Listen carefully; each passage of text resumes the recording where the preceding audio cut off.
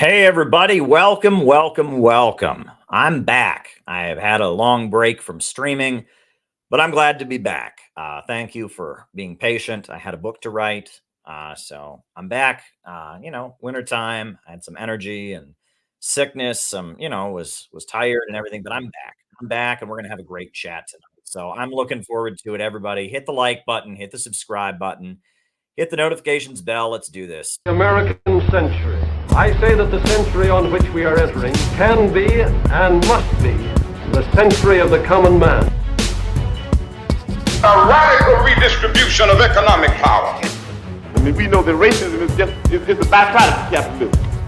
Everything would be all right if everything was put back in the hands of the people. We need a government that will make sure Americans are taken care of and organize the economy to serve the people, not the profits of a wealthy few. We now have the techniques and the resources to get rid of poverty. We got to start getting out there with the people.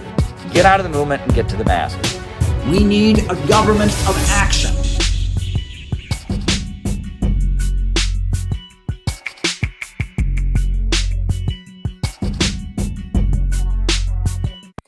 Welcome, welcome, welcome, everybody. I am so glad to be here with all of you tonight. Now, for those of you who may not be familiar with the way that we do these streams, first I give my opening remarks. My opening remarks are then followed by a roll call, and then the roll call is then followed by me answering super chats, people's questions for the rest of the night. So if you have something you want me to talk about in the second half of the show, something you want me to react to, a question, a comment, a concern, whatever's on your mind, if there's something you would like me to talk about in the second half of our program, all that you need to do is go ahead and send me a Rumble rant on the Rumble, a Rockfin tip on the Rockfin, a super chat on the YouTube, and I will answer it. I'll be taking down people's questions during the first half of our program. That's how we'll be doing it. And then in the second half of the program, I will be answering those questions after we do our roll call. We find out who's on the other side of the camera, who's watching. We do the whole names and locations thing, names and locations. And that's always a lot of fun. So that's the way the show works. So before we get going on that, just a couple quick announcements. First things first, the reason I took time off was because I had to write a book about the Houthis.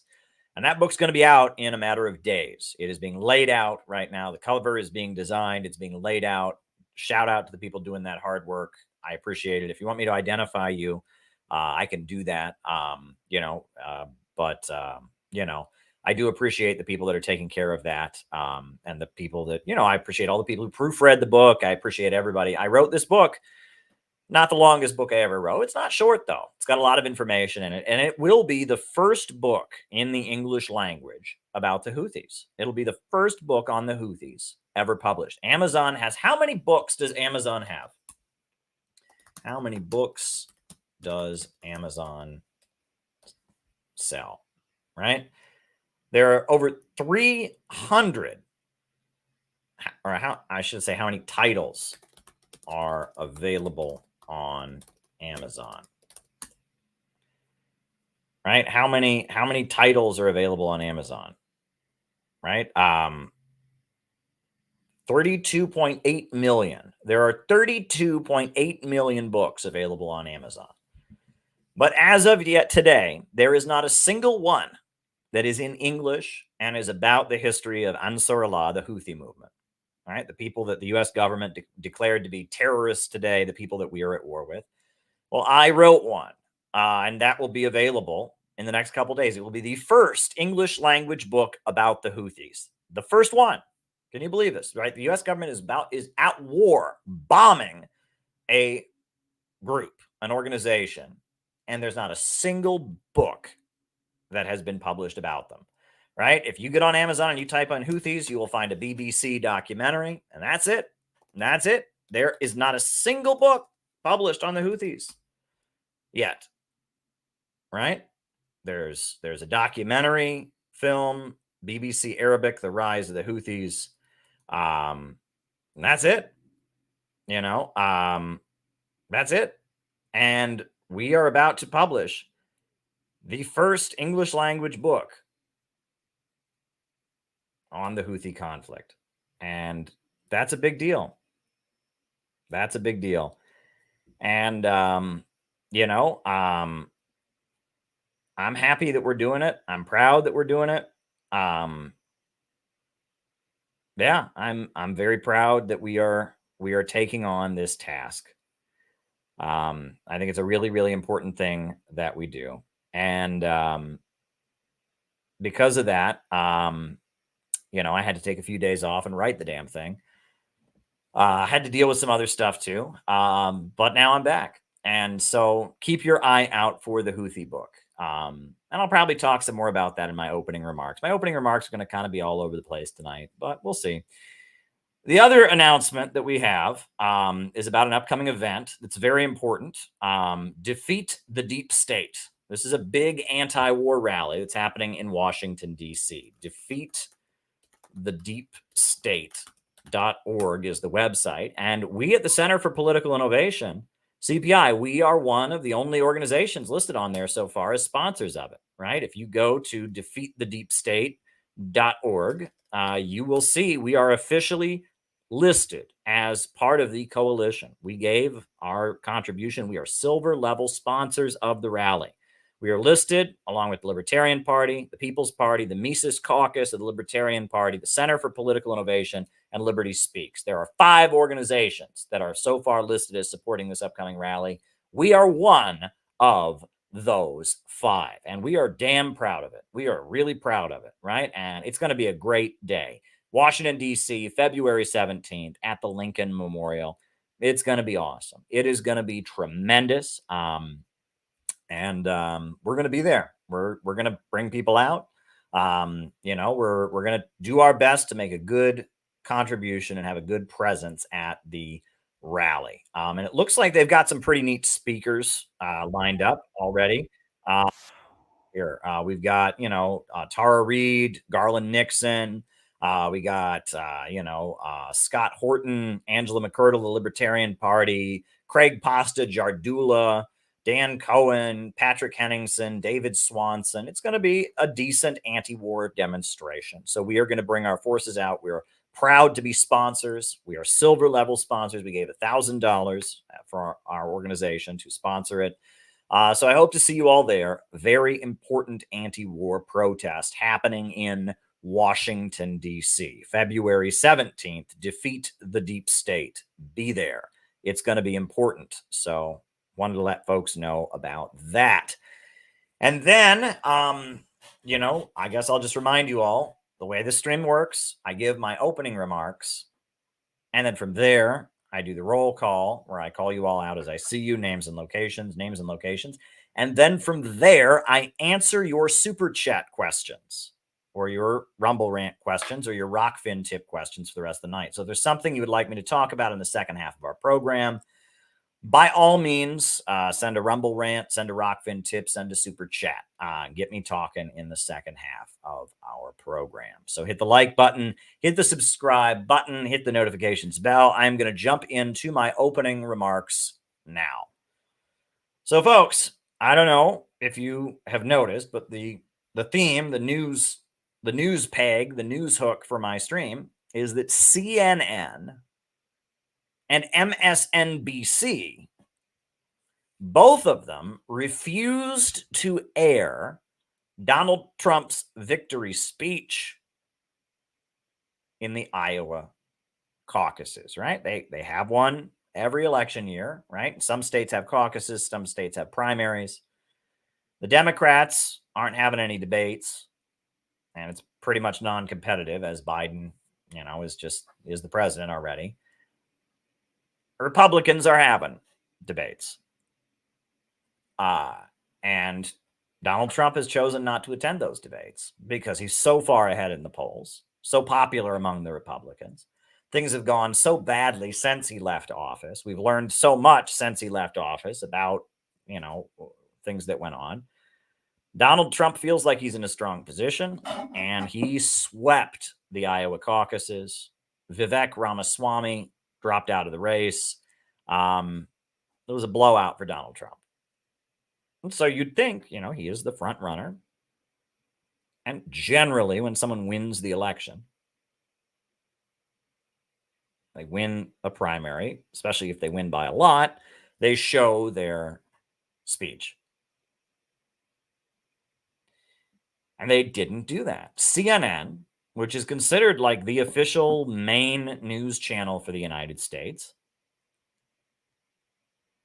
did not show Donald Trump's victory speech in Iowa. Didn't show it. Now, look, Donald Trump is awful in many, many, many ways. He murdered Qasem Soleimani, the leader of the Islamic Revolutionary Guard. It was a cowardly, shameful thing to do. Horrible. Donald Trump has immigration policies that I don't agree with, right? I think that his statements regarding the immigrant community, the best thing you could ever do for MS-13 and those criminal gangs would be to crack down on immigrants, terrorize immigrant communities, make people in immigrant neighborhoods afraid to call the police because they don't know they're going to get deported. That a giant border wall, what would that lead to? It would lead to more illegal, people being snuck across, more smugglings, more. I mean, that the answer to the immigration crisis is not a crackdown on the immigrant community. And the way Donald Trump plays up the idea that immigrants are terrorists and rapists and all that, it's not helpful, right? I'm against bigotry. I am against, what do they call that? I'm against, othering people, right? Now, there is a serious crisis at the border that does need to be addressed, right? And the fact that liberals are kind of in denial about that is a problem. But a lot of Trump's rhetoric about immigrants, I don't agree with. But that said, the fact that he won, there are two parties in the United States, the Democrats and the Republicans. And I hate that. I'm somebody who's always hated that we have a two-party system in the United States. I've always hated that.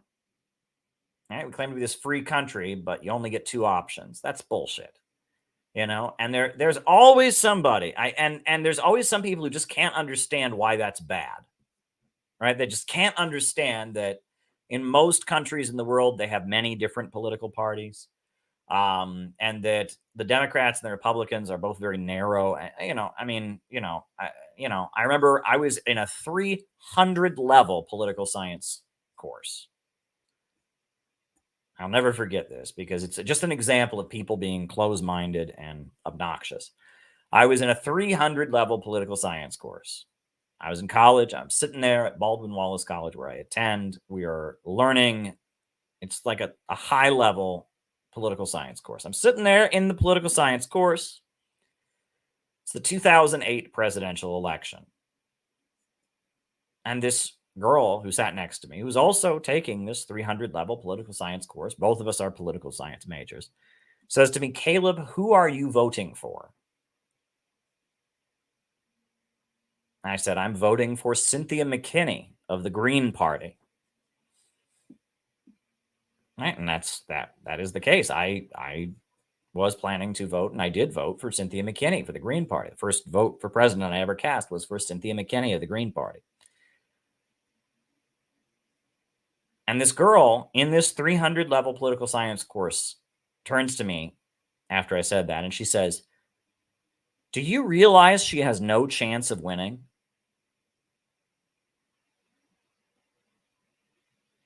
And, I look back on that and I'm just like, no, we're sitting here. I'm a political science major in a 300 level political science class.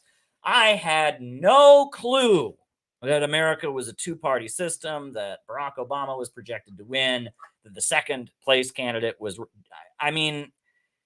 do you realize she has no chance of winning? Yeah, I do realize that. Do you realize that closed-minded thinking like that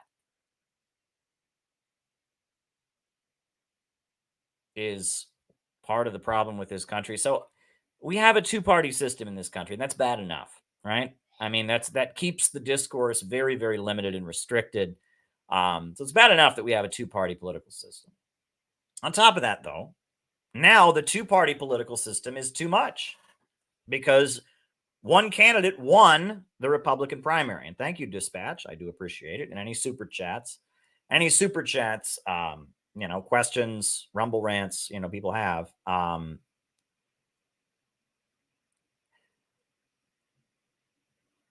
Anyhow, so now Donald Trump won.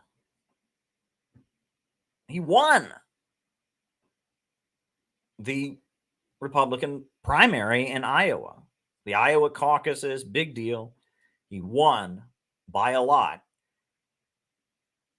And they wouldn't show it. Neither CNN nor MSNBC, two of the major TV networks, refused to show his victory speech in Iowa on television. Now, this kind of reminds me of what they did to Bernie Sanders during the 2020 Democratic primary before the pandemic, as the pandemic was getting ready to get going. Bernie Sanders was running, and he was the front runner. He was leading in the polls, and they just wouldn't say it. Mainstream media decided, no, we are not going to acknowledge that Bernie Sanders is leading in the polls. We just won't do it because they're the mainstream media, and it's not allowed because they're for the establishment. And it's similar, but they at least showed Bernie Sanders' speeches on CNN. But this time, Donald Trump won the Iowa caucuses, and they wouldn't show Donald Trump. They wouldn't show his victory speech on CNN or MSNBC because CNN and MSNBC have decided that he's not allowed to win. I mean, and this is very, very telling. And this is pointing to the fact that we are going to have a very crazy election in 2024 because Biden is sinking in the polls. Nobody likes Biden. Donald Trump would win if the election were held today, but mainstream media said, no, he's not allowed to. He's indicted. They're trying to put him in prison to keep him from running. I mean, this is crazy. The reason that they gave, and this is, I don't even know what to say about this, right? The reason that they said they won't allow Donald Trump's speech to be shown, they said was because they didn't want to enable him to lie. He might spread misinformation. He might say not true things, and then they don't want to broadcast those not true things. Seriously. This is the same MSNBC and the same CNN that said Iraq had weapons of mass destruction, never brought anyone on to question whether they were weapons of mass destruction. The same CNN and MSNBC that for 4 years of Donald Trump's presidency tried to convince us that Donald Trump had won because of some kind of Russian conspiracy to rig the elections, which has been completely debunked. The very same CNN that told us Gaddafi was giving, Viagra to men so they could go out and rape women, and we found out that wasn't true. The same CNN that has built a case for every war, right? Every war that has repeated all those lies. They say that Donald Trump just can't be allowed to run for president. What does that tell you? I mean, this is they just decided Donald Trump. Has Donald Trump said untrue things? Absolutely. Is Donald Trump flawed in many, many ways? Absolutely. But Donald Trump is just not as controlled as they are. And that is very apparent. Donald Trump, they just don't control Donald Trump in the same way they control the other ones. And that doesn't mean that Donald Trump is a good guy. I think Donald Trump is very power hungry. I think he's very egotistical. But Donald Trump is not as under their control as others are. And they have locked They have circled their wagons. They are indicting him. They're not showing his speeches on. They are determined that Donald Trump is just not allowed to be part of the discourse, even though he won. And that is going to show you that politics in America is, they say this is a land of freedom and democracy and all of that. This is very, very much a state that is ruled by a small elite.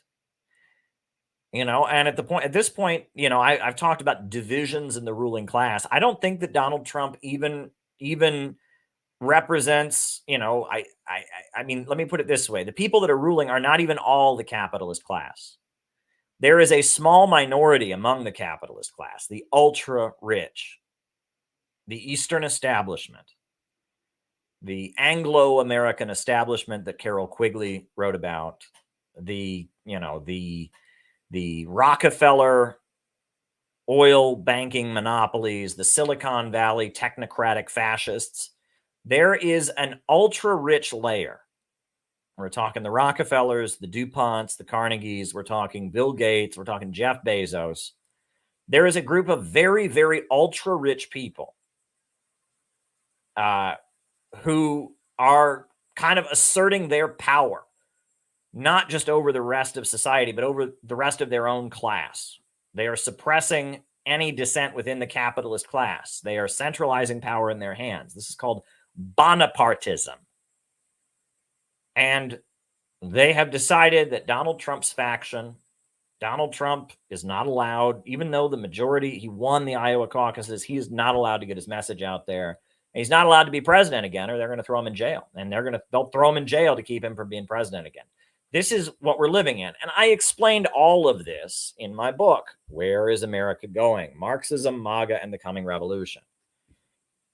This is the natural result of a capitalist crisis. We are in a long-term capitalist crisis. And that capitalist crisis is spawned by the problem of overproduction, by the fact that the computer revolution has led to great technological leaps, and the amount of human labor that is necessary in creating products has exponentially gone down. And as a result of that, the workers cannot buy back the product that they produce. Living standards are dropping. The market is glutted with products that cannot be sold. And they are desperately trying to stabilize a capitalist economy that is trying to deal with the problem that under capitalism, the more efficient technology becomes, the poorer everyone gets. And this is the built-in problem of capitalism. In systems of the past, people were homeless because there wasn't enough housing. But only under capitalism can people be homeless because there is too much housing. Systems of the past, people were hungry because there wasn't enough food. But only under capitalism are people hungry because there is too much food. The technological advancement and the drive to fill the market with products, but hire as few workers as possible in the process of building them, leads to a built-in self-destruction of capitalism. And this is what Frederick Engels wrote about. And this is what Karl Marx wrote about. And this is just basic Marxism. The tendency of the falling rate of profit, the problem of overproduction, poverty amid plenty, poverty created by abundance, that's the problem. And as we enter a long-term capitalist crisis, the ruling class are fighting with each other and trying to stabilize the market. They're trying to stabilize the market. They're trying to centralize power into their own hands. And because of that, there are fights within the ruling class. And I have always maintained that Donald Trump represents the lower levels of capital in their rebellion against the ultra rich, against the old money oil banking dynasties, against the New England Eastern establishment, the Anglo-American establishment, against the managerial ultra rich. And that Donald Trump represents, and if you looked at Donald Trump's cabinet when he was president, who did he have? He had Betsy DeVos. Was Betsy DeVos a billionaire? Absolutely. Where did her money come from? Not from an oil company started by her great-great-grandpa, not from a bank that's been passed on for generations, not from some computer company that was paid for by the CIA. No, Betsy DeVos's money comes from Tupperware parties, Amway. She was the heiress of the multi-level marketing scheme known as Amway. And her brother was Eric Prince of Blackwater, the military contracting company. She's rich. Betsy DeVos, Donald Trump's Secretary of Education, that woman was definitely rich, but she wasn't part of the club. She's not part of the club. She's not part of the Eastern establishment. She's just a billionaire. And that Trump's entire cabinet was full of people like that. Fracking millionaires, fracking billionaires, right? They're not in with big oil, right? They're frackers. They own some little fracking company that fracks oil out of the ground. They got maybe what, $100 million, $200 million. They got nothing on the Rockefellers.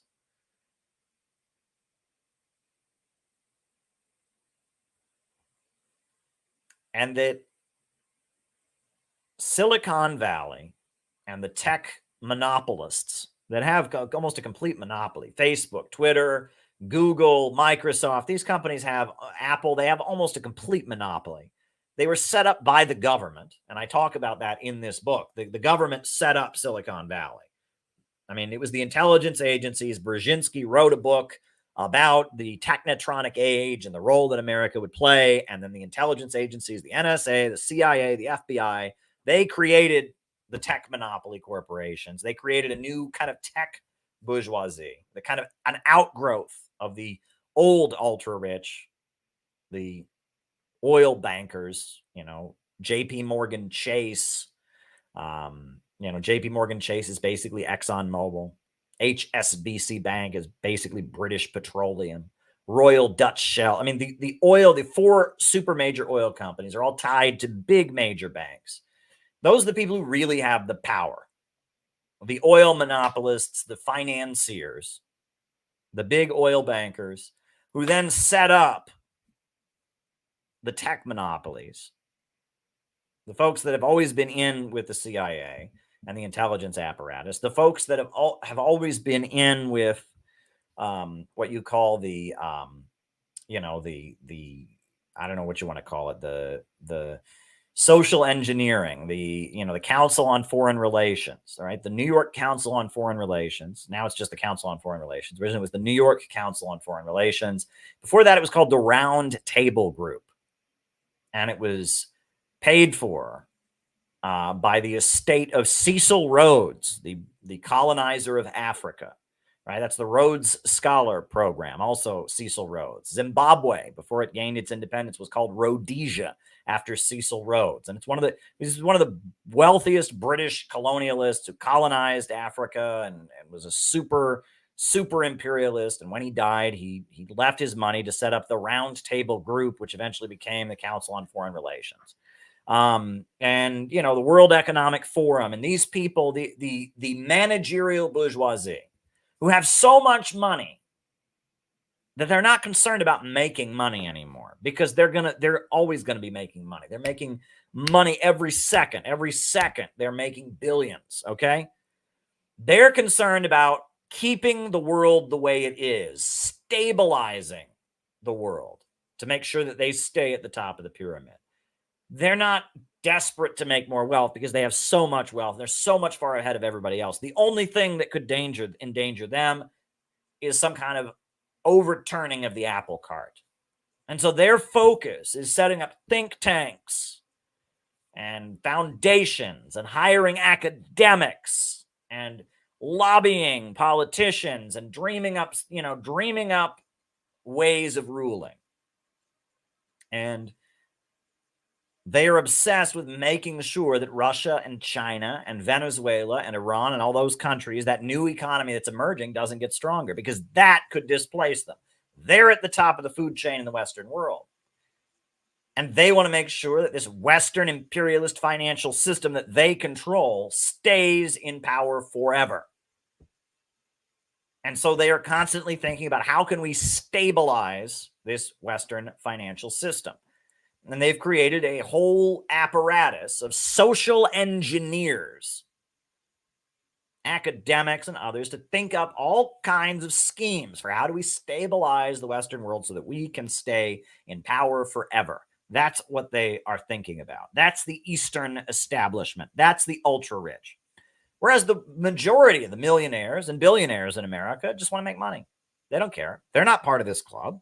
They just want to make money. And they tend to be libertarian. Why? Why are they libertarian? They're libertarian because they know that this ultra rich is going to rig the government and in their favor. They believe in the free market magic stuff because they got rich. So why shouldn't anybody else? They're the nouveau riche. They're the new money, the new rich. And they're not part of the club. And Donald Trump is one of those. Donald Trump has always been nouveau riche, right? The Rockefellers look at him and they turn their nose down, right? You know, Rockefeller doesn't have any need to set up a reality TV show and fire people on air. He doesn't need to do that, right? That shows a level of sloppy insecurity. Donald Trump might have a huge amount of money, but he's not part of the club. He's not part of the people that have been running this country for generations. He's not part of the ultra rich, the managerial rich. And the fight between the majority of the wealth, the majority of the wealthy people in this country, the majority of the capitalist class, and the ultra rich defined American politics. During the Roosevelt administration, most of the wealthy people in the United States owned factories. They were part of what was called the National Association of Manufacturers. They did not like Roosevelt because he wouldn't crush the labor unrest was rising. 1934, you had a huge strike wave in this country. All the labor unions were going on, and they wanted a strong man in the White House who would crush the labor uprisings. Well, Roosevelt wasn't going to do that. And so they conspired to remove Roosevelt. But Roosevelt had an alliance with the Rockefellers, oil bankers. Standard Oil was their company. They owned a lot of Wall Street banks. And so the Rockefellers backed up Roosevelt. And to fight off the attempt to overthrow him and to protect himself from the factory owners that wanted him overthrown, Roosevelt supported the labor movement. And he backed the labor unions, and he became friendly to the Soviet Union in opposition to Hitler. After World War II, Roosevelt died. He died as the war was ending. And then you had McCarthyism. And McCarthyism started out as just kind of cleaning house and getting rid of the Roosevelt wing of the Democratic Party. But then it turned into pretty soon Republicans accusing Democrats of being soft on communism. And then at the end, it turned into just an uprising by the lower levels of capital against the ultra rich. And the John Birch Society was formed in 1958. And it was a group of people, and they condemned communism. They were ranting against communism, but they thought that the Rockefellers were communist. They thought the Ford Foundation was communist.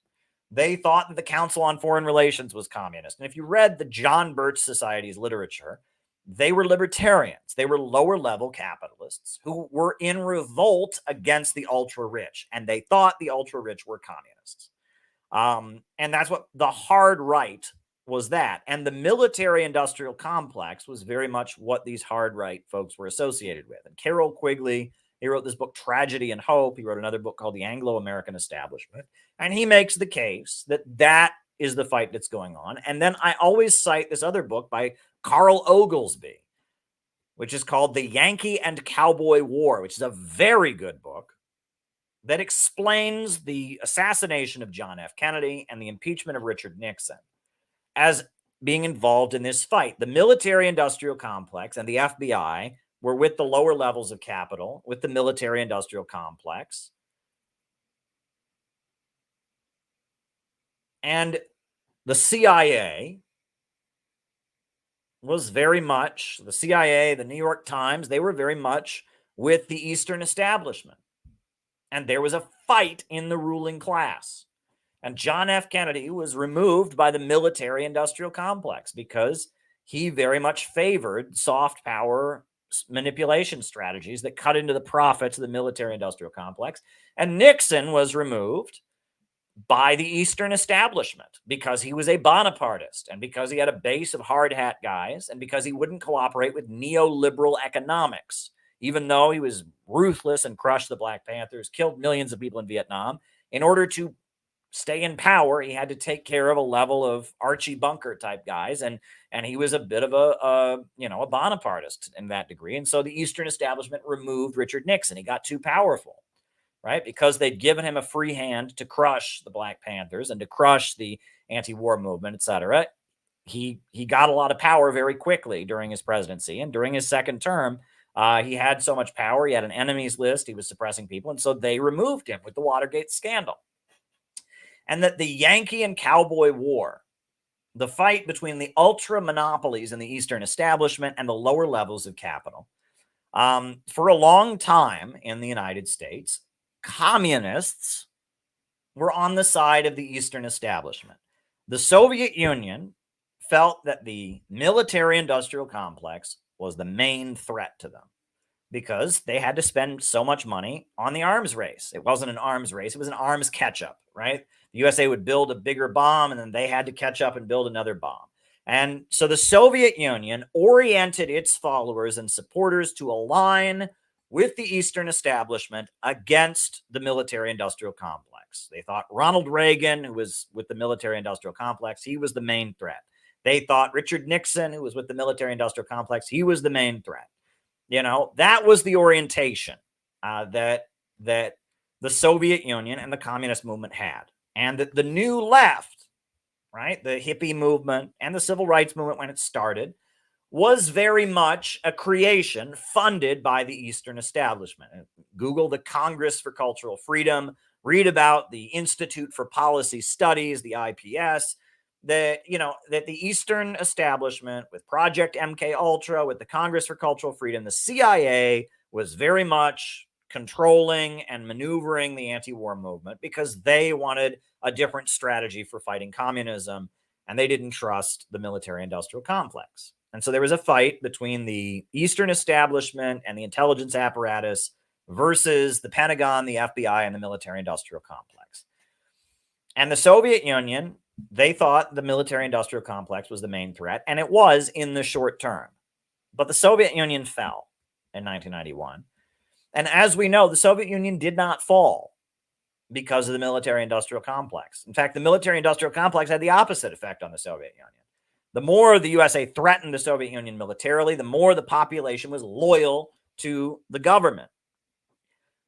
The Soviet Union was toppled by the Eastern establishment, by the synthetic left. They were ideologically penetrated. Right? The Gorbachev wing of the Soviet Communist Party was a whole layer of Soviet communists who had been politically manipulated. And they were convinced that de-Stalinization was a good thing. They were convinced that the Soviet Union could transition into being a welfare state like Eastern Europe.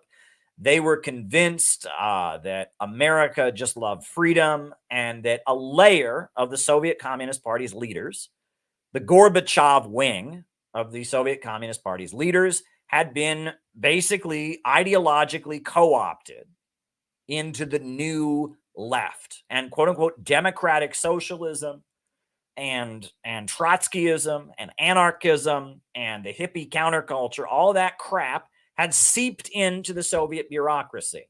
And there was the hardliners that were still communists. Many of them were becoming Orthodox Christians, and that's a whole nother story. But the reformist wing of the Soviet bureaucracy, they were recruited by the synthetic left, and they are the ones that dismantled the Soviet Union. It was the Democrats and the liberals and Noam Chomsky and Bernie Sanders and the hippie counterculture people. They are the ones who collapsed the Soviet Union. So yes, Reagan was a bigger threat in the short term, but it was the ideological penetration, the poison and the pessimism and the confusion that seeped into the Soviet Union from the synthetic left, from George Soros and the art galleries that he funded, from the courting of dissident intellectuals. And that's what ultimately destroyed the Soviet Union. Okay? And we now know that the synthetic left has now at this point become the main danger. Why? Because it used to be that the military-industrial complex were the ones advocating for more wars around the world. That has changed. Now we're starting to see a lot of people from the military-industrial complex say that we could cooperate with Russia and China against terrorism. We're starting to see different figures from the military that are running the numbers every day and realizing that if World War III comes, the USA will lose. World War III happens, Russia and China will kick our ass. You really talk, much respect to Generation Z. We're going to talk about that in a little bit. Much respect to Generation Z. But do you really, any Zoomers? You really think those, you talk to some 17, 18-year-olds. Tyler, he's an English teacher, right? He loves his students. He cares about his students. But, talk to some 17, 18-year-old, 19-year-old Americans. You think those guys are going to go storm the beaches in Normandy? You think those kids are going to go, face off against an army of Chinese and Russian people? No, they're not. They'll kick our ass. And everyone knows it. At this point, we can't even get together our own army. We got green card soldiers. We got people from South America. We're trying to give them green cards. Hey, go and join our army for a few years, and then we'll bring you into the country, right? The USA is not the military power it once was. We got a lot of drones. We got a lot of bombs. We got a lot of missiles. But we ain't going to win any wars. I'll just tell you that much. And our population is so confused ideologically. And so, we're not going to win any wars against these other countries. And it's now we've got a lot of people in the military wing and the lower levels of capital that realize that and realize they could make more money by trading with Russia and China. Though we've got that Eastern establishment that sees the rise of the BRICS countries, that sees the rise of Russia and China, that sees this new economy emerging, and they're panicking.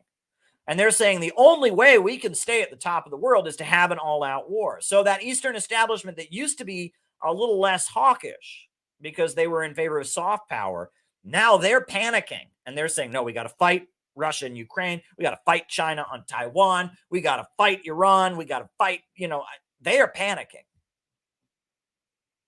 Whereas the lower levels of capital are saying, okay, we've run the numbers. We can't win this war and we could make some money trading with them. There's a division in the ruling class, a realignment. And it wasn't as clear during the Cold War because during the Cold War, the lower levels of capital, the military-industrial complex, were the ones that were always pushing for big wars, right? So it wasn't as clear. But we've gotten to the point that I've been telling people that the Yankee and Cowboy War has been reversed. The Yankee and Cowboy War has been reversed.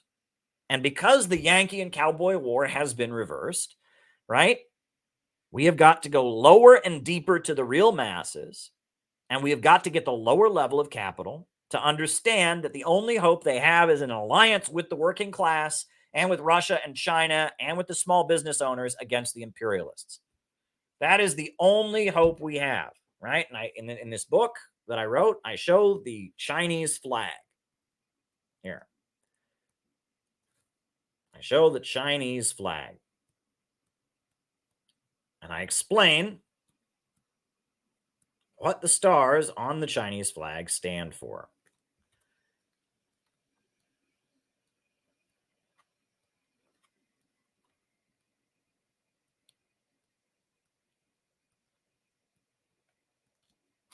This is the Chinese flag.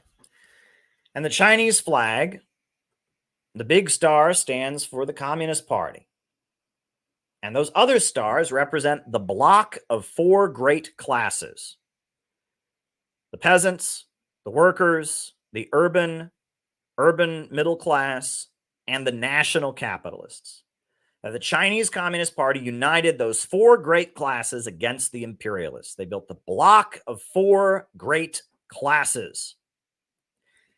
And the Communist Party of the United States, when it was a strong organization in the days of William Z. Foster, they understood that their job was to build an anti-monopoly coalition, not an anti-capitalist coalition, an anti-monopoly coalition, because the imperialists are the big monopolies against that Eastern establishment, to build a block of different classes in America to defeat the Eastern establishment.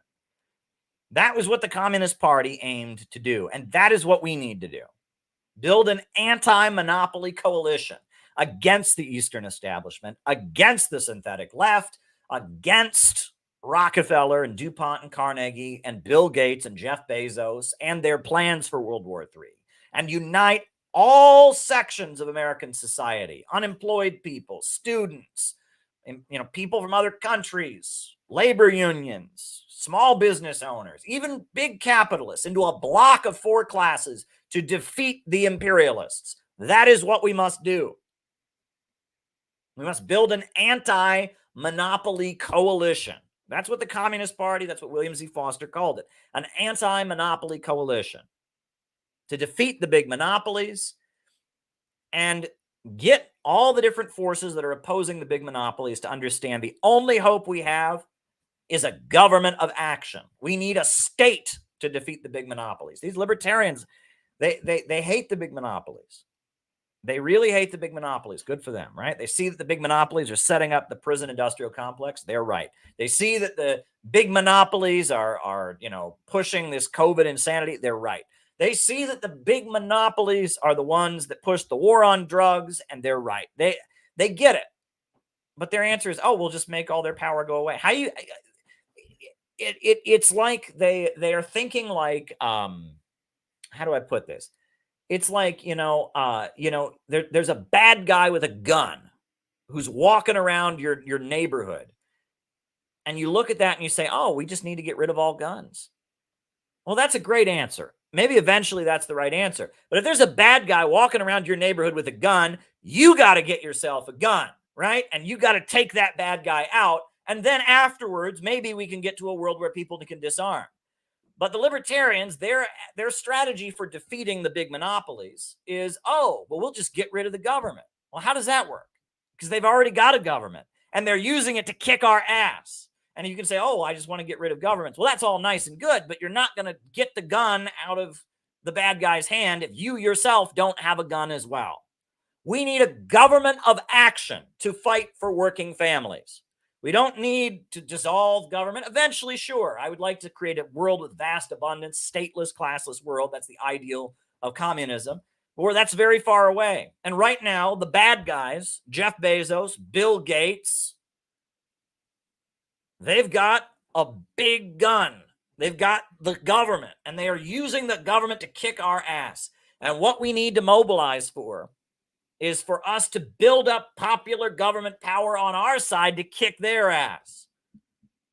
Right? A government of action that fights for working families. You will not defeat Jeff Bezos by getting rid of the state. You will not defeat Bill Gates by getting rid of the state. We need a state that serves the people, a government of action to fight for working families, an anti-monopoly government. Right now, we have a government that works for the war makers. Now we need a government that is an anti-war government that fights against the war makers. We need a government of action to fight for working families. That is what we need, an anti-monopoly coalition, right? They're on the list. We need an anti-monopoly coalition.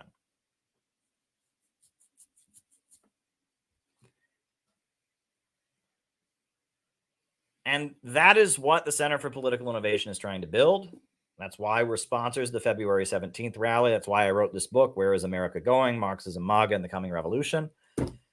That's what we need. And that's why they're going after Donald Trump. Because Donald Trump is not part of the monopolist club. I don't support Donald Trump because his presidency was a nightmare in a lot of ways, but he didn't really do that much. And that was what was great about it. He murdered Qasem Soleimani. That was awful. He moved the U.S. embassy to Jerusalem. That was awful. But other than that, he didn't really do much. He rolled back, he passed some like Bush era tax cuts. He didn't really do that much. And that's kind of what we need right now from the U.S. state, right? To not do much.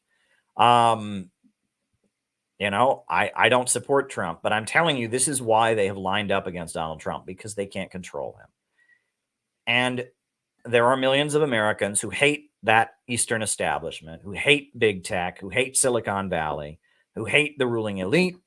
And it is those folks who we need to be talking to. So that's the first thing I wanted to talk about. I got a couple other things I wanted to talk about here tonight. right? Just two other points before I end my opening remarks. So please, if folks have more super chats, please keep them rolling in, because I got plenty more to talk about. You know, the night is young, as they say.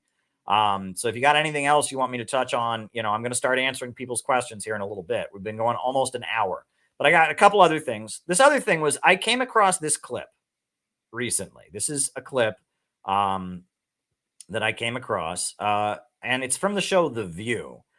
Joy Behar, and Joy Behar is a liberal. You know, she hates Donald Trump, and she's this liberal, and she's so woke, and she hates Donald Trump. But I was quite surprised. And you know, a lot of this clip, I don't even know what to. A lot of it is not stuff I care about. But at one point in this clip, it got particularly ugly, and so I want to. This is Joy Behar on The View. This is a clip from the View show. And I'm gonna show this to you because you need to understand this. So here we go. There are plenty of things happening now to be concerned about, but apparently Generation Z, those are the folks born between the years 1997 and 2013, they apparently are terrified about turning 30. They are panicked social media threads from 20-somethings worried about losing their stamina, sex appeal, value as they age. It's ridiculous. And that they'll have nothing to look forward to other than wrinkles, health issues, and death. Oh my God. Some blame the internet for stirring up aging phobia.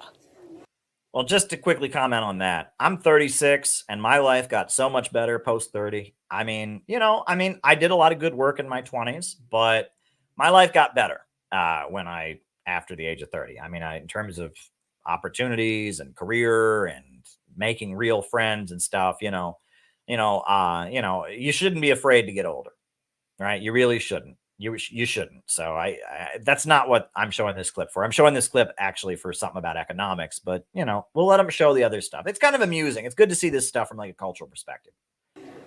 And I'm supposed to ask you what you think. I blame society for age phobia. I don't blame them when every single thing you see is anti-aging, don't actually look the way that you are. And by the way, we also say we're body positive. No one's actually body positive. Everyone's still trying to be real thin. You're right. And finally, this generation, in defense of Gen Z, they're not hitting the milestones the way every generation before them did. They're owning homes at a lower rate. This is wild. 45% of people between ages 18 to 29 still live with their parents. Yeah. They feel left behind by the economy, and they also see everybody trying to not age. So that they please, get a job. No, but they have jobs. No, they have to work multiple jobs. There's a million job openings in this country. Life is so get important. a job.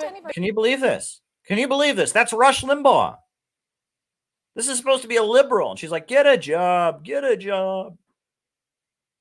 Like, do you know how hard it is? How much the rent is right now?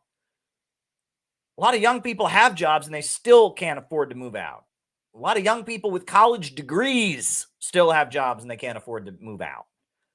A lot of young people are paying off student debt. A lot of young people are working. They're working two jobs. They still live with their parents.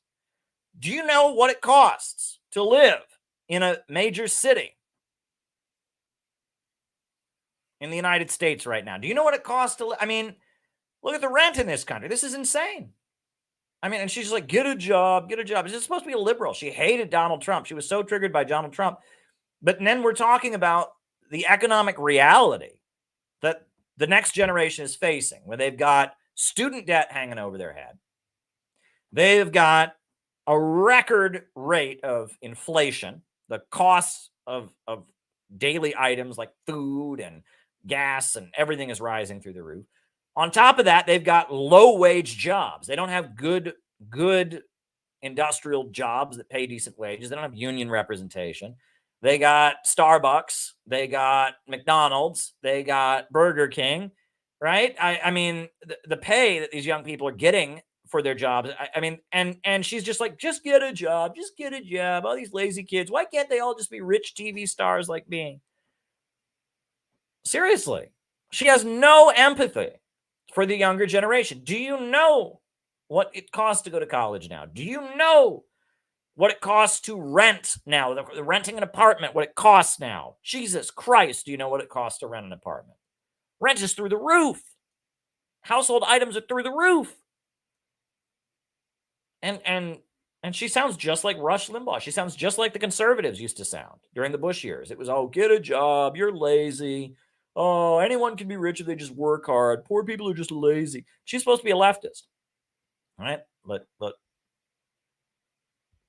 we'll keep watching here. Four of them did. They're owning homes at a lower rate. This is wild. 45% of people between ages 18 to 29 still live with their parents. Yeah. They feel left behind by the economy, and they also... That's a crime. What young Americans are having to face right now. Lack of economic opportunity. Oh, my God. And she's a boomer, Joy Behar. She's a boomer. She grew up, when it cost less than $100 to go to college, when you didn't even have to have a degree and you could get a job in an auto plant. And you could, all those white picket fence neighborhoods, all those suburban neighborhoods, all the homes are foreclosed. I mean, this is... So see everybody trying to not age. So that they please get a job. No, but they have jobs. No, they have to work multiple jobs. Yeah, many of these young people, you think 45% of young people who are still living with their parents, you think they don't have jobs? They have jobs. They just can't afford to live on their own, which is hurting them psychologically. It's doing horrendous psychological damage. I know many of these younger people that are stuck in this trap of living with their parents in their 20s, and it hurts them psychologically. It damages them psychologically. It is awful what these young people have to go through. And, oh, just get a job. No, trust me, they want to be out on their own. There's a million job openings in this country. So get a job. They've also lived through a pandemic. They've lived through the worst of times. I'm raising 2 Gen Zers, so I want to just... She says, boo-hoo. Seriously, this is a boomer. This is a woman who grew up in in the post-World War II economic boom, and she's saying boo-hoo, and now she's a rich TV star. Spend them a little bit. I think it's a little bit less than they're so afraid of getting older. I think they're unsure of the future. Yeah. I mean, my kids none of us were sure of the future. We're never sure of the future. Yeah, but there was this whole American dream that the whole world was promised, and now everyone's kind of coming to terms with the fact that the American dream is a big lie, and living standards are going down, and the country is being gutted and looted economically and is falling apart. And yeah, there's a lot less of a future for the next generation. You have to admit that. But when you're that age, you don't realize that everybody was unsure about the future. And they were a lot less unsure than they are now. I'm sorry. She's just wrong about this. Because I explain that to my children. I was unsure about the future too, but I know my son recently asked me, what is important? Like, that's this existential question. You said what? Your mother. Yeah, well, I said family. I said... Well, and now they're pointing to another thing, because in addition to the economic decline of the United States, there is an ideological crisis, right? And again, this is one of these weird topics. It puts us in a weird spot, because it used to be, if you're a communist or a leftist in America, Americans were pumped full of this stupid American chauvinism. I remember this, and this was the Bush years. This was the Obama administration. About halfway through the Obama administration, this started to run out. But it used to be that people would just have this emotional reaction if you criticized the American government and system. They'd say, why do you hate America? Do you remember that? Why do you hate America? You hate America. You're against our country. And the people had this pumped up, and it was like you shouldn't criticize the wars, you shouldn't criticize the capitalist system, because that's against America, and America is just so good. And everyone was pumped up with this. I don't know what you want to call it. They thought that the United States was the greatest country in the world. You'd hear that all the time. This is the greatest country in the world. This is the greatest country. And people were just pumped up with this, and they just knew it was true. And I used to argue with these people, and they'd say, America's the greatest country in the world. And I'd say, how do you know it's the greatest country in the world? Like, based on what? Are you saying we're the richest country in the world? We have the biggest army in the world. We have the most freedom. Like, how are we the greatest country in the world? And these people would just look at me in shock. What? You don't believe America's the greatest country in the world? Everybody knows that people used to be just pumped up with this bullshit ideology that America was the greatest country in the world, that we're the most free people and we're just have it so much better than everyone else because this is America. And that's gone now.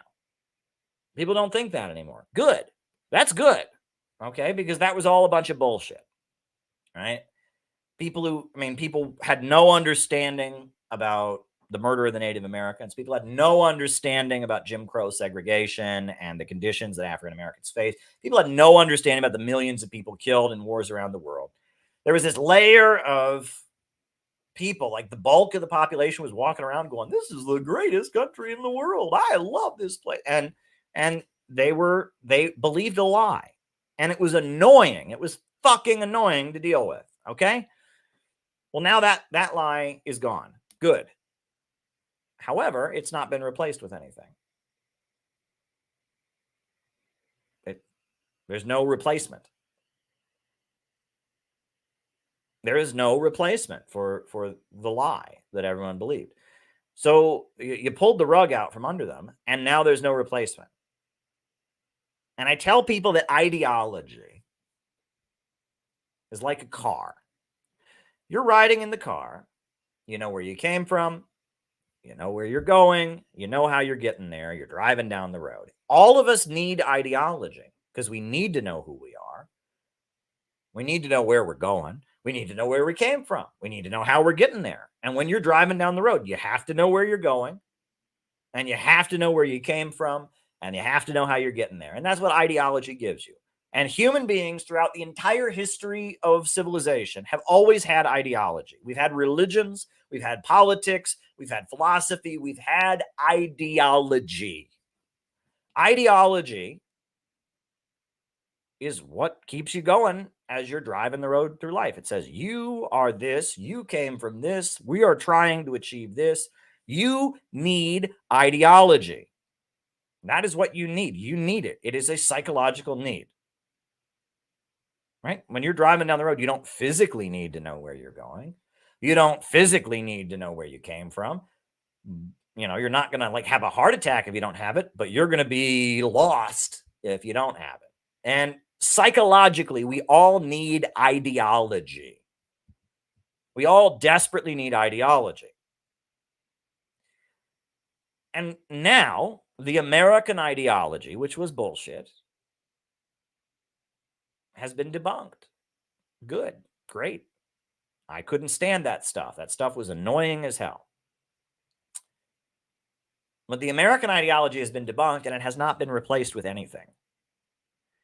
And so, you know, when she's on there talking about her child asked her, what's the most important things in life? Her child's on there saying, what's true? What's false? I don't know. I'm being told that there is no truth now. I'm being told that not to believe in anything. I'm being told that and there's no ideology. And if you create a vacuum like this where there is no ideology, you've got a big problem on your hands because ideology is an essential need of human beings. Postmodernism, which is really just philosophical irrationalism, has created this ideological vacuum. And many young people, in addition to facing the financial and economic difficulties of trying to survive in this economy, now they are also facing the psychological problem of not knowing who they are, not knowing what to believe in, not knowing if there's any purpose or any point in life. They don't know who they are. They're lost. And during the pandemic, there was a huge rise in conversions to Orthodox Christianity. Why? Because Orthodox Christians have a lot of YouTube videos explaining their ideology. And many of these young Zoomers converted to being Orthodox Christians. There was a rise in conversions to Sunni Islam. Why? Because Sunni Muslims have a lot of videos on the internet explaining their ideology. And a lot of young people are getting interested in communism and socialism and Marxism. Why? Because they need ideology. People need ideology.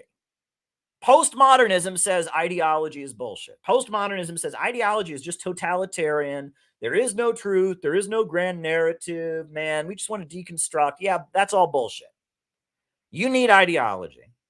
Truth does exist. Some things are true and some things are not. There is objective reality in this world. We need ideology. And if ideology isn't there, you're going to have a big psychological problem. But the ruling class is terrified of ideology because ideology, right now, the ruling class is divided and there's chaos. And they know that if there were to develop a strong ideological movement in this country, that could be used to bring the hammer down by one section of the ruling class against another. And you'll notice that everything that is aligned with the Eastern establishment, Netflix, CNN, MSNBC, academia, NPR, is all dedicated to warning everyone about the evils of ideology. You can't have ideology. You can't have ideology because that's totalitarianism. That's brainwashing. That's authoritarianism. That's mind control. That's a cult. They are obsessed with cults on Netflix. They're obsessed with illiberalism and totalitarian. They're terrified that they've now created this ideological vacuum. But human beings need ideology. People's material needs are not being met. They're living at a much lower economic level than they used to have. On top of that, their psychological need for ideology is not being met. So they're lost. They're lost. And the ruling class is desperately trying to make sure that no ideology emerges. Because if people have ideology, they will mobilize and they will fight. The Houthis have ideology, and that's why they're fighting, because they have ideology. Russia has got ideology. The new Russian patriotism, Alexander Dugin, they've got ideology. Orthodox Christianity, communism, they've got ideology. Right? Chinese Communist Party, they have got ideology. Right? The Bolivarians, Venezuela, they got ideology. The Iranians, Islamic Shia Muslims, they got ideology. And that's why these societies are moving ahead and our society is falling apart. It's not the only reason. I think that they have more of a centrally planned economy than we do, but there's also a psychological factor. We at the Center for Political Innovation are cultivating ideology, and we realize that old-fashioned Soviet-style communism ain't going to cut it, right? That's not going to work, right? We draw very heavily from Marxism, Leninism. That's probably the biggest influence on us. But most of us, I would say, is a slight majority in CPI, but not everybody believe in God. We're influenced by Bolivarian socialism in Latin America. We're about to publish a book on the Houthis that are Shia Muslims from Yemen, right? We're influenced by Russia. We're influenced by China. We're influenced by many different strands, but we're trying to develop an ideology that could be the basis of a mass movement in America to free our country from the imperialists. Right? And we are trying to develop an ideology that can lay the basis for a real anti-imperialist movement among the masses of the American people. That's what we're trying to do. And that's why we're called the Center for Political Innovation. We don't have it yet. If all it took was someone to go back and read Marx and Lenin and just apply it and follow the rules, the old rules, somebody would have done that by now and it would have worked, right? There's obviously a difference between the 20th century and the 21st century. And if you look at what the Bolivarians are doing, if you look at what China and Vietnam are doing, if you look at what Russia is doing, you look at what Cuba and Venezuela and Iran are doing, there's plenty of anti-capitalism in the world. There's plenty of socialism in the world today. However, it's not Soviet-style communism. Soviet-style communism had a lot of great successes, but it's not coming back. They call their system in China socialism with Chinese characteristics. And the only type of socialism that's ever going to work in America is going to be some form of socialism with American characteristics. And I don't know what those American characteristics will necessarily be, but we must figure it out. We must figure out how to build an anti-monopoly coalition, how to defeat the imperialists, how to build a government of action that fights for working families. We must figure this out. And that's why we have formed the Center for Political Innovation, because we don't know, but it needs to be done and we have to innovate. The times call for innovation. We need new ideas now. We need new methods. We can't just repeat the old ways, because if repeating the old ways would work, somebody would have done it right by now and it would be working. right? We can't just repeat the old ways. We must cultivate and develop new ways. But, and people may not want to hear this around the world, you must admit Marxism-Leninism is not only a big influence on us in CPI, it's a huge influence. I mean, China, it is still part of their ruling ideology. They're Marxist-Leninist ideology, Mao Zedong thought, Deng Xiaoping theory, the three representations, Xi Jinping's thoughts for a prosperous socialist society. Marxism-Leninism is officially part of it. Bolivarian socialism. Hugo Chavez was waving what is to be done by Lenin around on television, and they got big pictures of Stalin in Venezuela. I mean, Marxism-Leninism is a huge influence on Nicaragua and on Venezuela, right? And even Iran, right? Iran is a very religious country. They absolutely repudiate Marxism because Marxism is secular and atheistic. But, you know, their understanding of imperialism, if you read what Imam Khomeini and Khamenei, the supreme leader of Iran, write about imperialism and the economics of imperialism, they've studied Lenin. And they have a Leninist understanding of imperialism, the highest stage of capitalism. If you read the supreme leader of Iran and his critique of private property, etc., they know Marxism, right? The supreme leader Khamenei, the supreme leader of Iran, got his degree in the Soviet Union. He studied at Moscow. That's where he got his degree from. He knows communism. You can bet that guy knows communism. So Marxism-Leninism is a very important part of it, right? Anyone try, and it's probably the foundation of it. You couldn't have the BRICS. You couldn't have what's happening around the world if it wasn't for the Bolshevik Revolution. The Bolshevik Revolution of 1917 opened the door to something very, very exciting. And if we don't know Marxism-Leninism, if we don't understand it, right, we can't from there, you know, move beyond it. So we need to understand the basics, but we also need to understand, and, you know, the first book we ever published, it was the Green Book by Gaddafi, because Gaddafi was not a Marxist-Leninist, but he was a socialist and he was an anti-imperialist. He was aligned with the socialist camp. This book is really important. We need to understand Shia Islam, the Houthis. They're Zaydi Shias. They built this revolutionary movement, the Houthi movement, that has achieved amazing things, this dynamic revolutionary movement. We need to study that. Right? You know, the Bolivarians in Latin America. We need to study that. We need to study all of these things, but blindly follow none of them as we cobble together and try to develop a model that will work here in our time. That's what we need. And on that note, I want to just end my opening remarks with one final thing, right? And this is just a thought, right? I mean, I've spoken on it before. People have super chatted me and asked me about it before, but look, the Party of Socialism and Liberation, the PSL, is a cancer. Okay?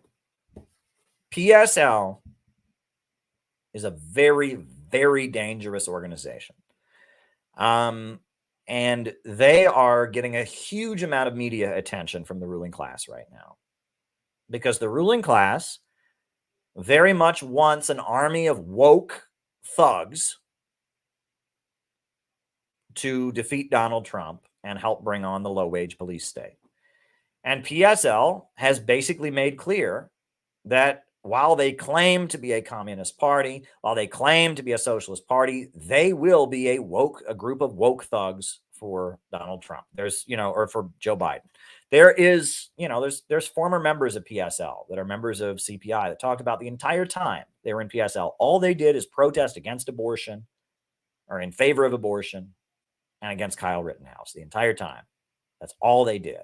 There are members of PSL that are on like the national committee that call themselves anarchists and don't call themselves communists, and they're on the national committee. PSL is a counter gang set up by Joe Biden and the Eastern establishment to try and enact degrowth, right? And, I know their history and I've written about them, but PSL is a cancer, right? And they are a dangerous organization, right? They don't really believe in communism. They believe in fighting conservatives, fighting Republicans, and and that's what they believe in. Okay. But they look like a communist party. They talk about Lenin, they talk about Marx, they defend China, they defend North Korea. But if you join PSL, after you join them, you'll see that all they really do is whatever the Democrats are doing, they follow behind it and they try to do it louder, and they set up the stage and they set up the permits. That's all they do. They are Democratic Party activists, and they're running their two candidates for office. And, we will publish at some point a thorough critique of their campaign. I've written most of the critique of their campaign already, but I'm holding off publishing it because I don't want to demoralize people, right? Because people don't like that, right? The mudslinging and all of that, right? But we have to talk about PSL. PSL is really dangerous. PSL is a cancer. PSL is the main roadblock to revolution. There are millions of young people in this country who are getting interested in communism, and many of them will join PSL. And they will join PSL, and for 1 or 2 years, they will work their butts off to organize these liberal protests and help Brian Becker raise money and make a lot of money. And then, after a while, they're going to realize PSL is never going to grow. PSL is never going to actually build a base and actually mobilize, for socialism. PSL is just a counter gang. And then they're going to hate communism and go back to their lives. And that is a crime. Right? We need people that are getting interested in socialism to join a group like CPI that'll actually have use for them and get them to go lower and deeper to the real masses to organize. So PSL is a cancer, and PSL has to be opposed. But, ultimately the way to outdo PSL is to just outdo them. Right? It's not about writing an article about how bad they are. It's not about giving a speech against them. We just got to do a better job. All the stuff that PSL won't do, we have to do. And we have to show that you can do it, and show that we're willing to do it. Show that we are honest actors and that they are lying frauds, which they are. Right? And that's ultimately what we have to do. The way we will defeat the PSL is by doing what we're supposed to do when they don't. Okay? I mean, any article I write, any speech I give, etc., is going to do very little in comparison to what real organizing will do in defeating PSL. If we go out and build CPI, if we go lower and deeper to the real masses, if we do the real organizing that they won't do, that's how we will defeat the PSL. And that's what we would do anyway, whether PSL existed or not. So that's the important thing to keep in mind. However, because we're a small organization, because PSL sounds like us sometimes, claiming that they support the Houthis, claiming that they support People's Korea, right? Because of that, we have to, clarify our differences. PSL doesn't really support North Korea because North Korea supports Donald Trump.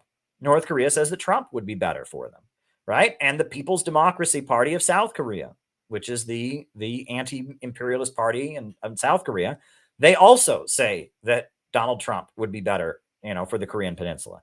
PSL, on the other hand, says that anyone who supports Donald Trump is a, quote, white supremacist and deserves to be murdered. Well, they don't really support North Korea then, right? If they think that North Koreans are white supremacists who deserve to be murdered, they don't support them now, do they? Right? And, PSL says it supports the Houthis of Iran, right? That they say that. But the Houthis of Iran, do you think they believe in abortion? Do you think do you think they believe in abortion? I don't think so. The Houthis of Iran, do you think they believe in gay marriage? The Houthis of Yemen, do they believe in gay marriage? No. Well, PSL says that anyone who doesn't believe in abortion, anyone who doesn't believe in gay marriage is an evil right-wing fascist. Well, then they don't really support the Houthis, do they? Right? PSL is a liberal. They support the Democratic Party, and they pretend to support the global anti-imperialist movement, but they don't really support it. They support the Democratic Party. And if you join PSL and you're against abortion, they'll expel you. If you join PSL and you say that Donald Trump is better for the Korean Peninsula, which is the North Korean position, they'll expel you, right? If you join PSL, all you will do is liberal activism, but yet they claim to represent the global anti-imperialist movement. They don't, okay? And that's important. But the other thing, and this is just my last thought on the PSL, this is the point that really needs to be made. PSL is fascist. And the reason that PSL is fascist is because they advocate violence against the Center for Political Innovation. Okay?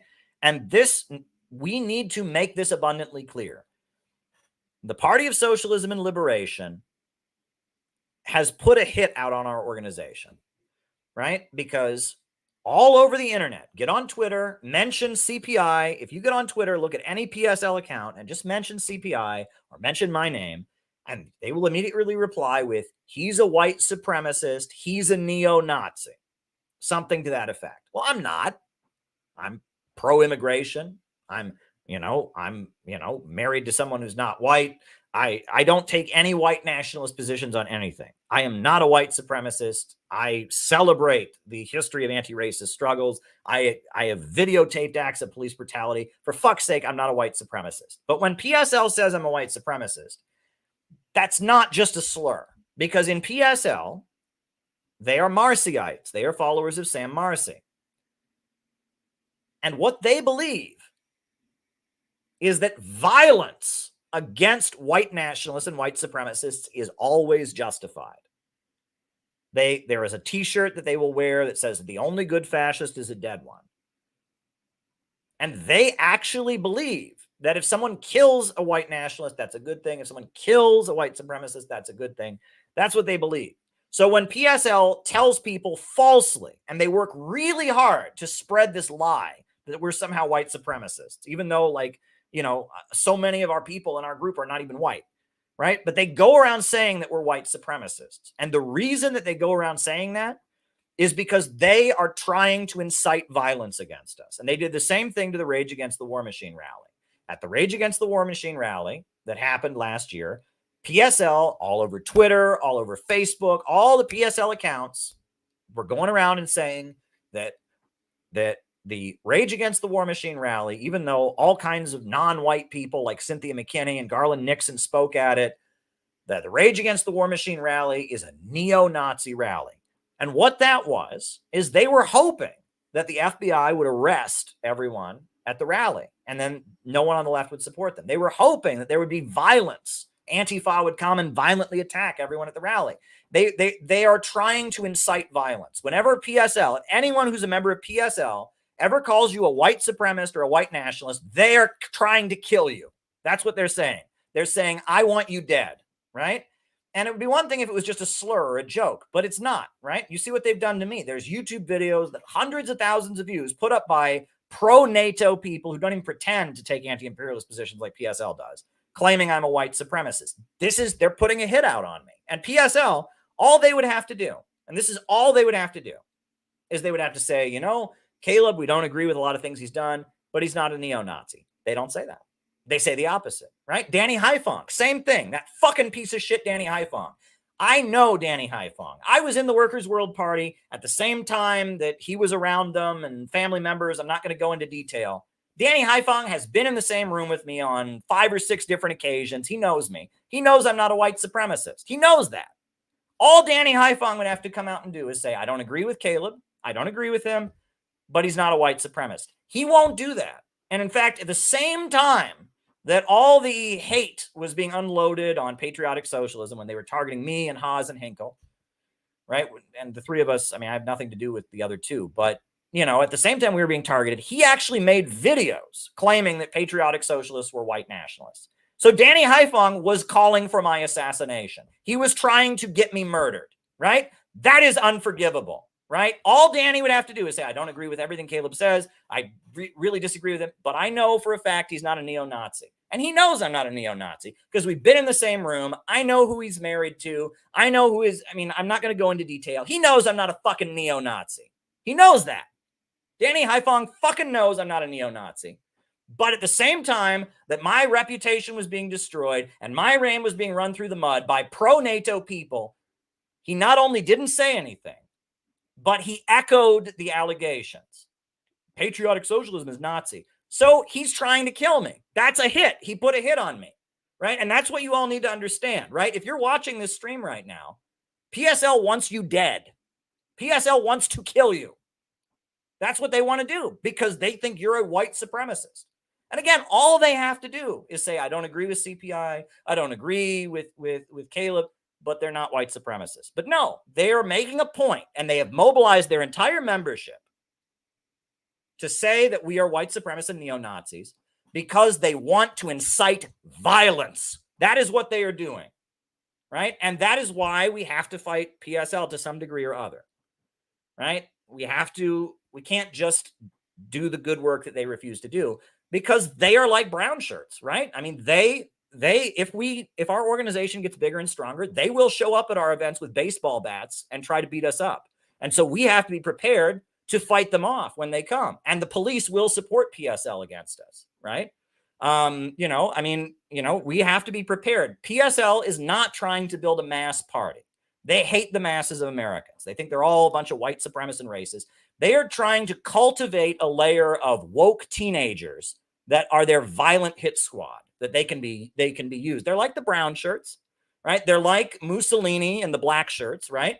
They are building, everyone leaves PSL after 1 or 2 years, but they get these 20-year-olds and they hype them up, and they do weird, they do these woke shop trainings where they relive their traumatic experiences, and they cry and they talk about times that they faced discrimination or sexism or whatever, right? And they get them into an emotional state, and then they sick them on people, right? That's what PSL is. It's a Sorelian organization, right? The Party for Socialism and Liberation is a Sorelian formation. They are a woke counter gang that has been formed for the purpose of helping Joe Biden retake the White House. That is what they're there for, right? They exist. Basically, they're a little Antifa, right? They're a little Antifa, basically, right? That, instead of fighting for jobs and healthcare and education, instead of opposing the wars, they're opposing Republicans. They are opposing conservatives. They're opposing white Americans who aren't woke. They're opposing people who oppose abortion. They're opposing the Catholic Church. They're opposing, people who don't believe in gay marriage. They're opposing Asian Americans. They hate Asian Americans, right? I mean, they actually viciously targeted a good friend of mine named Douglas Kim, an Asian American, who all he did was point out that a lot of the hate crimes committed against Asian Americans were being done by Black Americans. That's all he said. And because of that, they viciously went after him, and the Korean American organization that's controlled by PSL, that's called Notital, viciously went after him. They hate Asian Americans, right? They are a dangerous group. Okay. And so again, the main way that we're going to counter PSL is just by doing our jobs, by just opposing them. But at some point in the future, I don't know when, we will publish our critique of their campaign. And the fact that The Guardian ran this big ad for them, basically, it was an interview, but it was basically an advertisement. It was sickening, right? It was sickening. There wasn't a class conscious line in the whole damn thing. It was just a bunch of woke garbage, right? Socialism means we hate white men. That's basically what PSL thinks, right? Socialism means we hate white men. Right. Socialism means that we want to degrow things and everyone should be poorer because we're using too much energy and shit. Oh my God. Right. PSL is just a woke piece of crap organization, but they are being cultivated by Joe Biden because the majority, it looks like Donald Trump could win this upcoming election, and they're going to need they're going to need a gang in the streets to fight the majority of the American people to try and make us accept Joe Biden. And that gets me to the last point I'm going to make. Kamala Harris, right? I wrote a book about Kamala Harris, right? You all saw that. I wrote a very, very important book about Kamala Harris, right? And exposed her roots, her background, etc. Well, there's a very good chance that Kamala Harris could be on the ticket. She could be on the ticket again. And if that happens, we can almost count on a Kamala Harris presidency. Kamala Harris, everything I said about her in my book that I published, everything I said about her, every single thing I said about her has been proved to be true 10 times over. There's a new book that just came out about Kamala Harris. She is toxic. She is insane. Her staff, everyone who's worked for her, talks about how horrible she is and how nuts she is. Kamala Harris is very, very dangerous. And I wrote a whole book about how dangerous she is. And look, if she ends up on the ticket, if they run Biden again, which they say they're going to do, and she's the vice, you can almost guarantee that she will be president. And you don't know how dangerous she is. And those of us that have been following my work for a while, that have read my book on Kamala Harris, that have seen the documentaries and stuff, we need to raise awareness about Kamala Harris's danger, because people don't know anything about her. There's so little information about Kamala Harris out there, right? And we need to figure out how we can get the truth about Kamala Harris out there and how dangerous she really is, right? Biden is an old man and everyone knows how much he sucks, right? Who cares about Biden, right? We all know he's an old man, he sucks, whatever, right? But Kamala Harris could easily be our next president. She's wildly unpopular, but she's extremely dangerous. So as we head into this election year, right? Again, they're rigging it against Donald Trump. I mean, when they don't show Donald Trump's Iowa speech, they're rigging it against him, right? That's very clear. But we need to raise awareness about who Kamala Harris really is. We really, really, really do. And so those are my thoughts. So names and locations. I will call folks out as I see them. Names and locations. Who is with us tonight? I see we have a Rumble rant, or a Rockfin tip from Hempcar that's come in. I see we've got one really super chat that's come in. No Rockfin tips, but all right. We got Carter in Minnesota. Welcome, Carter. We got George in Sydney. We got David in Vietnam. We got Nate in Chicago. We got Chris in Salt Lake City. We got Mark Jones in Utica, New York. We got Patch in Arizona. We got the seasoned noob in China. We got Bob in Troy, New York. We got Jenny Lynn in Cincinnati. We got California Mima Flowers. We got Chester in England. Neil Fraser in Hong Kong. Keep fighting. Tyler's still here. I thought he was putting the kids to bed. Well, there you go. Well, I'm glad you're here, Tyler. We got Yada Yisrael in Chicago. We got Enoch in Australia. We got Oceanside, California. Alex in Brazil. Jamie in St. Paul. Garage in Southern California. John McCarthy in Chicago. Ali in St. Petersburg, Florida, by way of Bosnia. Albuquerque, New Mexico. Valen Anderson in Seneca, South Carolina. Very, very good. Anthony in Detroit. Welcome, Anthony. Ed in Kentucky. Welcome, Ed. Good to have you, Ed. Balthazar in Oakland. Welcome, Balthazar.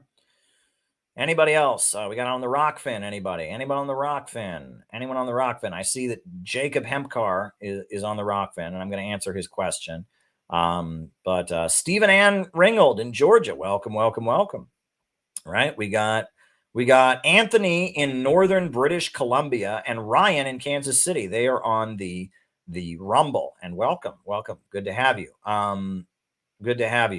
Briggy is in Hollywood. You're in Hollywood, Briggy. Wow, that's really cool. Well, enjoy yourself, Briggy. All right, enjoy yourself. Very good. Names and locations. All righty. So we got Hempcar. He did the Rumble rant, or the Rockfin tip, and he said, I think everyone should be reminding people of the 1999 Memphis case that proved who killed Dr. Martin Luther King Jr. Coretta Scott King spread it as far and wide, and Dexter said they've done what they can. Special Operations Group and military intelligence killed Dr. King. Poor People's Campaign. Yes, I don't know the details of that, but there was a lawsuit in which the U.S. government paid a settlement to the Martin Luther King Jr. family. They admitted some complicity in the death of Martin Luther King Jr. So they paid a settlement. So if it's been proved in court and the government has actually paid the King family money, that seems to indicate, that they did in some degree kill him. And if you read the statements that came out at the time of Martin Luther King's death, everyone assumed the U.S. government killed King. Oh, we got Patrick in Maine. Welcome, Patrick. We got Bruce Monroe in the Philippines. Bruce is with us. Welcome, everybody. Okay, so I've only got one more, dispatch. I do appreciate the super chat. Thank you. And we'll be doing more of these. And I'm back streaming again, right? I'm going to be streaming more now that I finished my book on the Houthis. Keep your eye out for my book on the Houthis. It'll be out soon. So Christian Pahe asks, do you consider Vivek Ramaswamy as a national capitalist? Here's the thing. I think that Vivek Ramaswamy is very much appealing to the same people that were part of Donald Trump's coalition. And is he a lower level capitalist? Yes. But he's more than anything, he's a flim-flam man. He's a salesman, right? And he's very slick. And I agree with a lot of what he says.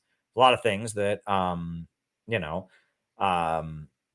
don't agree with. But I do agree with a lot of what he says. I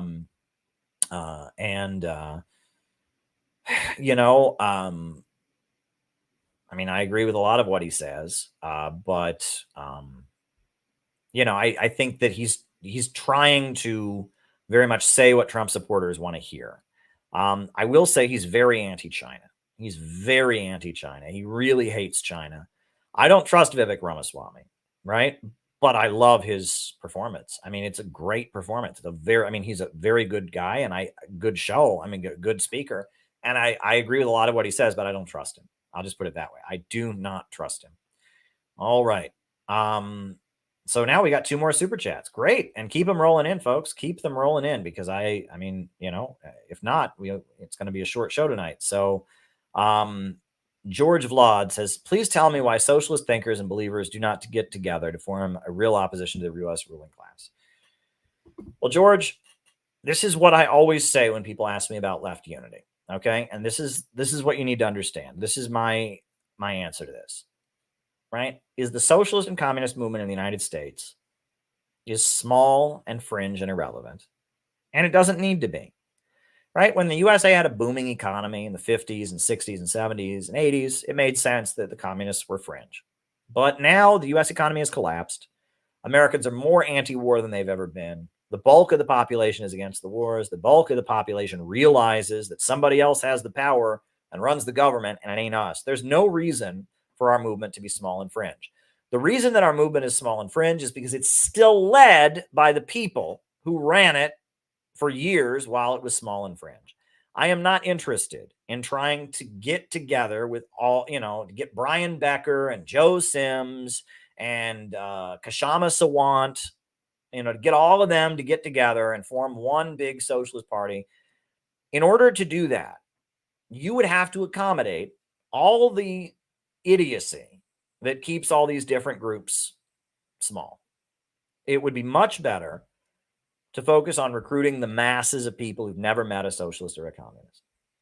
I have been dealing with socialist and communist groups for my entire adult life. I am 36 years old. From the time I was 18, my entire adult life, I've been dealing with these people. And I got to tell you that these people, it's not their fault to some degree or other, right? That the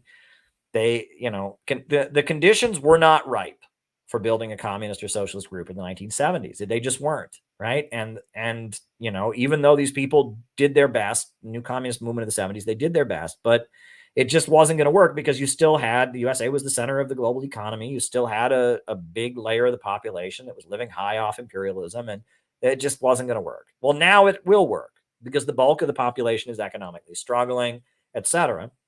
However, the communist groups are all led and controlled by people who are nuts and are used to being fringe and irrelevant and are not aiming high. They're not trying to win over the broad masses of people. They're just trying to maintain, their little fringe organization. You can't teach an old dog new tricks, right? So if we try to accommodate those people, if we try to get something that Kashama Sawant can agree to, if we try to get something that Brian Becker and Joe Sims can agree to, that's going to lead to us solidifying our irrelevancy. What we need to do is we need to get to the masses of people. The masses of people are the makers of history, and it'll be the broad masses of Americans who lead us to socialism. And the communist groups are so small, and they are so fringe, and they're so irrelevant, and it's a result of decades of isolation and defeat, the 1980s, the 1990s. These groups have just, they've just not had success. They've endured a lot of defeat and a lot of devastation and a lot of setbacks, and they're traumatized, and as much as I get angry with them, you just want to feel sorry for them. This is all they know. All they know is how to lose. All they know is how to be defeated. They saw the Soviet Union fall. They saw China's politics shift very rapidly in the late 70s, and they don't know. They're lost, okay? And they won't. And for a lot of these people, these groups are one boomer's ego trip, right? Bob Avakian, I wrote a whole book, letter to Bob Avakian critiquing, but he's the leader of the RCP, and the RCP might have 10 members at this point, but he's the leader of the RCP. Is he ever going to change the RCP's tactics? No. Is he ever? And Brian Becker, right? He's the leader of PSL, right? And he's figured out a way he can make a lot of money for himself hustling the movement, right? Is he going to give that up? No, right? And Joe Sims, he's the leader of the Communist Party, and there's these entrenched people, and that this is their little pyramid where they get to feel special, where they get to make money. It's their cash cow, and they're not going to give it up. Okay. And we don't want to compete with them because they're not doing what we're trying to do. PSL is not doing what we're trying to do, right? Communist Party USA is not doing what we're trying to do. We're trying to get lower and deeper to the real masses. We are trying to win over the people in this country who are economically struggling, who have no idea about any of this. That's who we're aiming for. We want to recruit people who would never go looking for this. That's who we're aiming for. And so in order to do that, we just have to forget these groups. We just have to go right past them, like they don't exist, right? We might have to comment on them here or there, but for the most part, we need to look just right past them. They don't exist. That needs to be our approach. And that's what I was trying to get at with my remarks. I got fired up about PSL and how much they've targeted us, right? I mean, labeling us Nazis is basically putting a hit out on us. And we need to acknowledge that. That is a threat of violence, and that PSL is basically psyching up their base to, at some point, violently attack us, right? I mean, unless they come out, and unless PSL comes out and says, we don't agree with CPI, but they're not Nazis, until they say that, we have screenshots. So many of their members have called us white supremacists. So many of our members have called us neo-Nazis, right? And that's a threat of violence. They're calling for our assassination. Right. And if you're not familiar with their ideology, you wouldn't know that. But if you read, the Workers' Militia and Trotsky and Sam Marcy and it's a call for violence. So we have to call that out. But for the most part, and forgive me, I shouldn't have gone on. I wanted to make that thing about PSL in the opening remarks much shorter. It should have been much shorter because at the end of the day, it doesn't matter. They're not trying to do what we're trying to do. All right.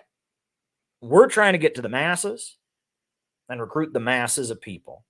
And they are trying to build a woke counter gang. And, so let Brian Becker and Socialist Alternative and Joe Sims, let them all fight with each other. And we're just going to go right past them to the masses, lower and deeper to the real masses, as Vladimir Lenin said.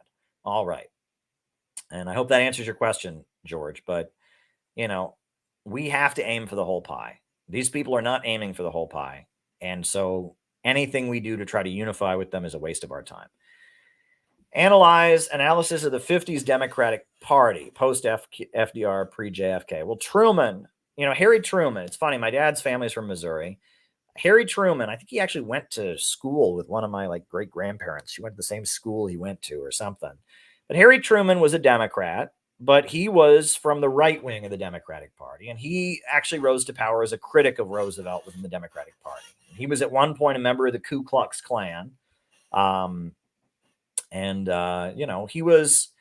He was very much an imperialist. During World War II, he said that if it looked like the Nazis were going to win World War II, the USA should back the Soviets. If it looked like the Soviets were going to win World War II, USA should back the Nazis, and they should try to weaken both powers so the United States could rule. He dropped the atomic bombs on Hiroshima and Nagasaki. Harry Truman was a bad dude. And, one of the crazy things about Harry Truman, he created Israel, right? I mean, he very much, he bragged that he's the guy who created Israel. There's a story where, because he was president who oversaw the USA, enabling Israel to be created, etc. Harry Truman, apparently some rabbi introduced him at an event and said, we want to thank the man who helped to create Israel. And he got up and he said, what do you mean I helped to create Israel? I am King Cyrus, referring to the ancient Persian king who rescued the Jews, King Cyrus. Harry Truman, so he helped create Israel, but he hated Jews. He was a vile anti-Semite, and his personal diaries are full of nasty, hateful things about Jews. There's a story where a group of rabbis was meeting with him and they were complaining, and he got up and he shouted at them. He said, "If Jesus Christ couldn't please you people, I doubt I can." You know, he was very anti-Semitic. He was a former KKK member. He joined the Ku Klux Klan when he was in politics in Missouri. And then he found out that if he was in the Klan, he wasn't allowed to hire any Roman Catholics for government jobs. So he quit the Ku Klux Klan. You know, but he was at one point a Klan member, and that was his objection. You know, the whole like lynching black people, he didn't mind that. And there were lynchings going on in Missouri in the 1940s, right? In the 1930s and 40s, there were lynchings in Missouri. You know, so I mean, it was, you know, joining the Ku Klux Klan in Missouri in the 1930s and 40s, you know, I mean, he didn't mind the racism. He just minded the anti-Catholic stuff. That kind of shows you what kind of a guy Harry Truman was. But Harry Truman, he was an anti-communist. He was a right-winger. He was a militarist, but he was a little more pro-labor, right? He was just very anti-communist. And he believed in civilian control of the government, and he fired Douglas MacArthur. So during the Korean War, and this is when you talk about the Yankee and Cowboy War, this is all really important stuff, right? So during the Korean War, the USA sends troops to the Korean Peninsula. And, you know, the USA invades Korea, is killing millions of people, gets right up to the Chinese border, right? They've like overtaken almost all of North Korea. And then China decides we're not going to have the United States right on our border.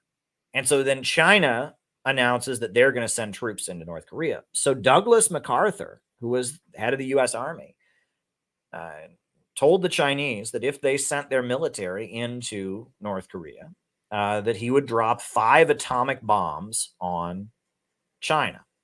He would nuke China 5 times.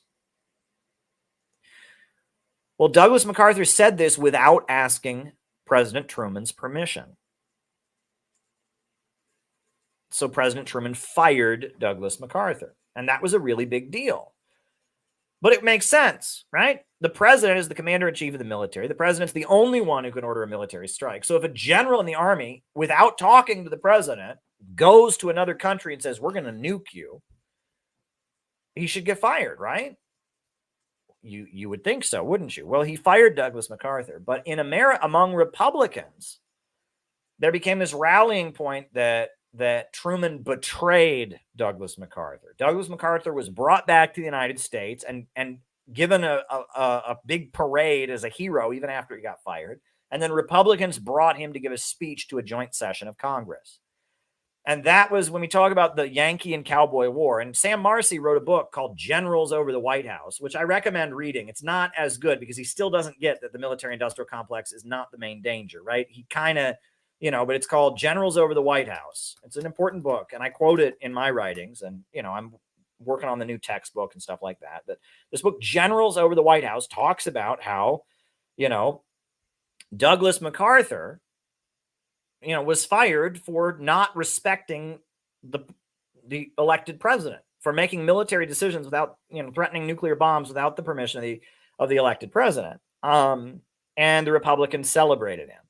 And that's when the Republican Party very much, you know, became kind of this party of the military industrial complex and the lower levels of capital gone mad, because they were saying, you know, oh, it's okay for a general to not do what the elected president tells him. I hope this is helpful, Carter. I hope you're enjoying this.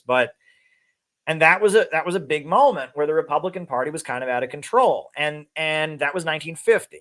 And that, you know, that McCarthyism, you know, the Army McCarthy hearings, you know, you had a member of Congress. Lester C. Hunt was a member of Congress who committed suicide because Joe McCarthy found out that his son had been arrested for trying to hire a male prostitute. You know, Joe McCarthy blackmailed Lester C. Hunt. And Lester C. Hunt was a member of Congress who killed himself. And they found the notes, and it was because Joe McCarthy had blackmailed him. You know, the Republican Party became the party of the military industrial complex and lower levels of capital. And that's when the mainstream media very much turned on Joe McCarthy. And you had CBS News did like hit pieces on Joe McCarthy. showing the Army McCarthy hearings. Have you no shame? Have you no decency? Joe McCarthy, they started and they revealed a lot of things about Joe McCarthy, that he was gay, which he was, right? And apparently he wasn't just gay, right? It was Hank Greenspun from Las Vegas, the Las Vegas Sun, the newspaper, revealed that Joe McCarthy was gay. But Joe McCarthy had raped people in the Army, right? And shit. Like when he was in the Army, he raped a young guy, right? And that was revealed. The FBI had documents of this young Army guy who said, yeah, Joe McCarthy took me out drinking and then invited me up to his room, and then he raped me. Joe McCarthy was, he was gay. He was a sexual predator. He was quite a dangerous guy. Okay. And Hank Greenspun revealed that Joe McCarthy was gay. Joe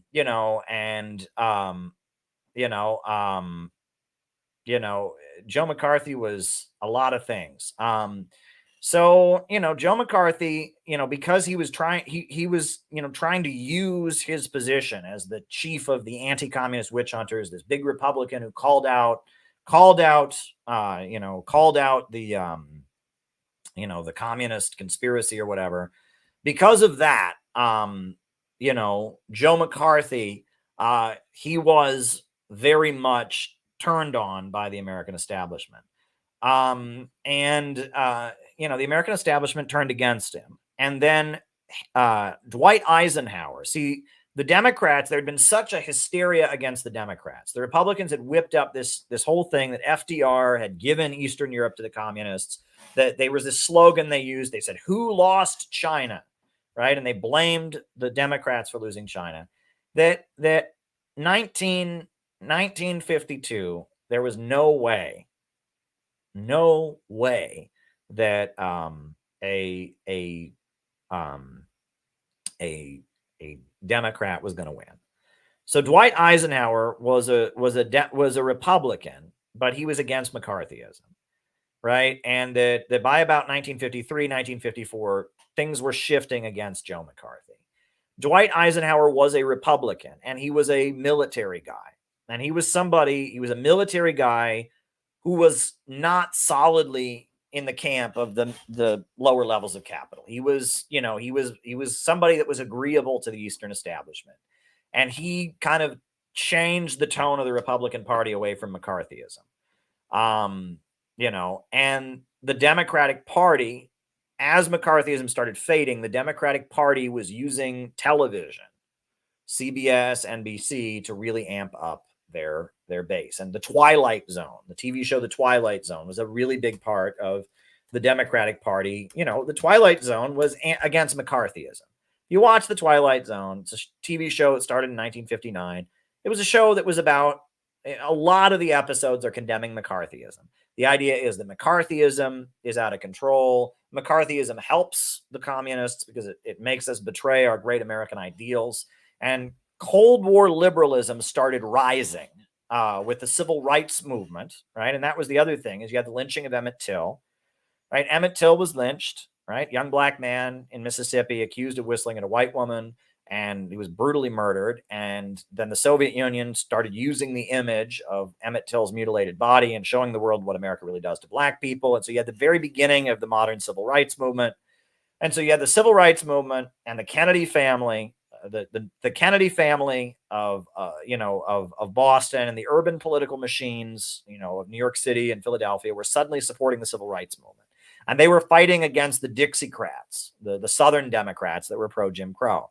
And you had the Twilight Zone, and you had this feeling that McCarthyism was out of control. And that, people started, and if you ever see the movie, there's a movie called Dr. Strangelove, right? And if you watch Dr. Strangelove, that's very much a Cold War liberalism movie. It came out in 1964.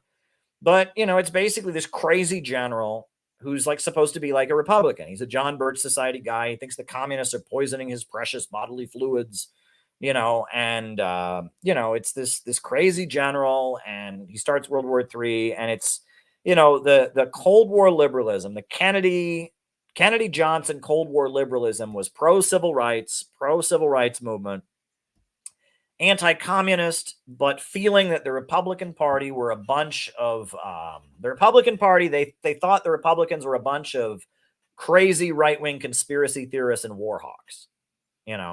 That was the attitude. The Republican Party are a bunch of crazy right-wing conspiracy war hawks, basically. They're a bunch of crazy guys who think communists are poisoning their drinking water. They're a bunch of, like, they're too excited about bombs and wars.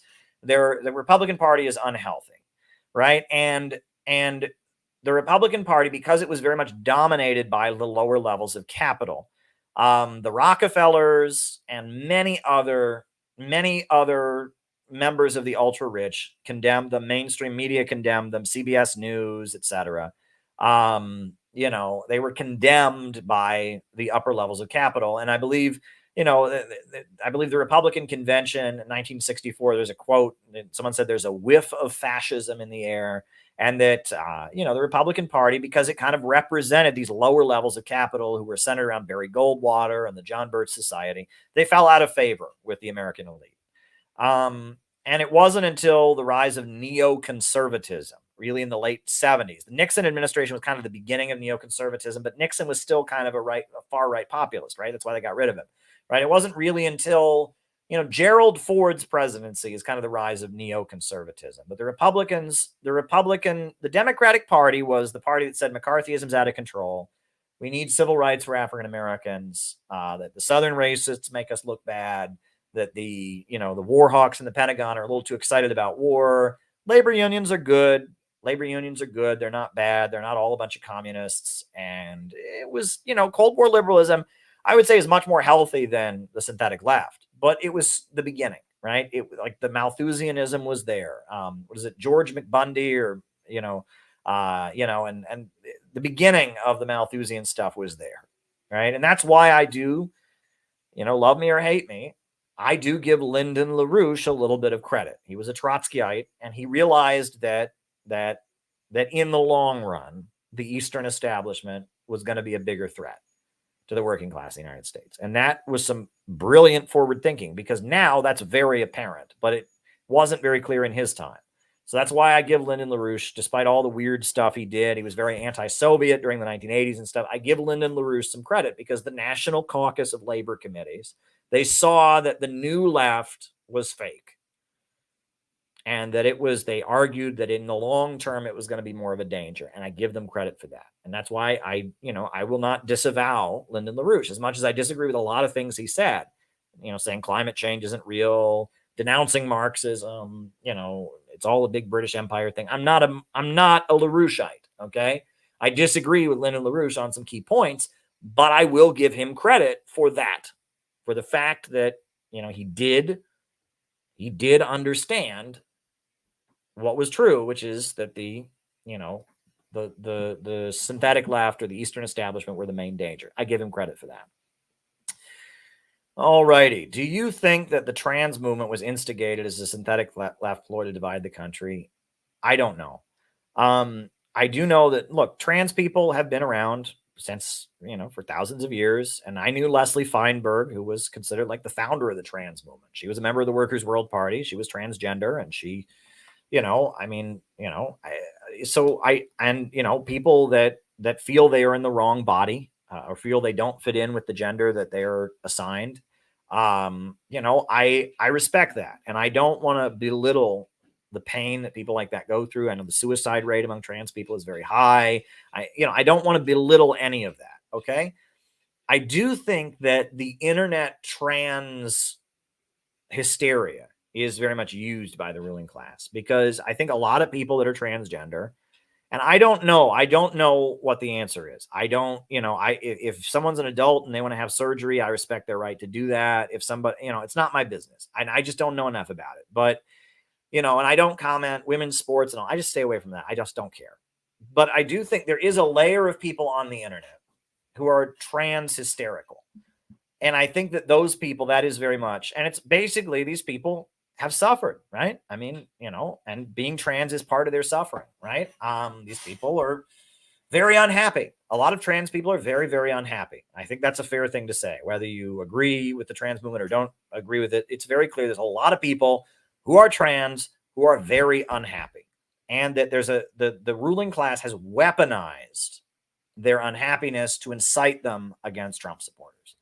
And that there's a layer of online trans people who are,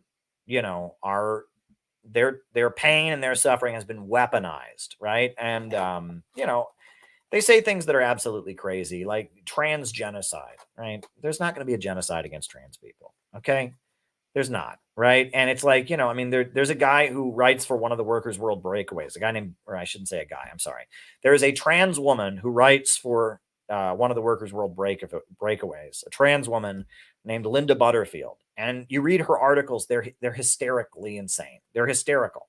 I mean, it's, and I feel sorry for Linda. I knew Linda years ago, and I kind of liked them, but that was before they, before they went this crazy with their politics. You read Linda Butterfield's article. She says that like Republicans are going to have public executions of trans people, that it's going to be illegal for trans people to speak in public. This is nuts. This is just nuts. It's not true. Not true. And it's crazy. Right. And that like, that's hysteria. That's nuts. Right. Are they going to outlaw puberty blockers and stuff for younger people? They've done that in a number of states. Right.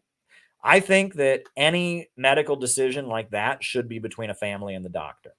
I don't think that governments should be giving it to teenagers without their parents' permission. I'm against that. But, if your parents and your doctor get together and decide you need something, I don't think it's the government's job to say, well, we don't agree with that for religious reasons or something, and I don't know enough about the medical stuff behind that, but I don't like these laws that are being passed in a number of states that say that certain medical procedures can't go on because, hey, if there's a licensed medical professional who thinks it should go on and the parents are okay with it, and then it's not our business, right?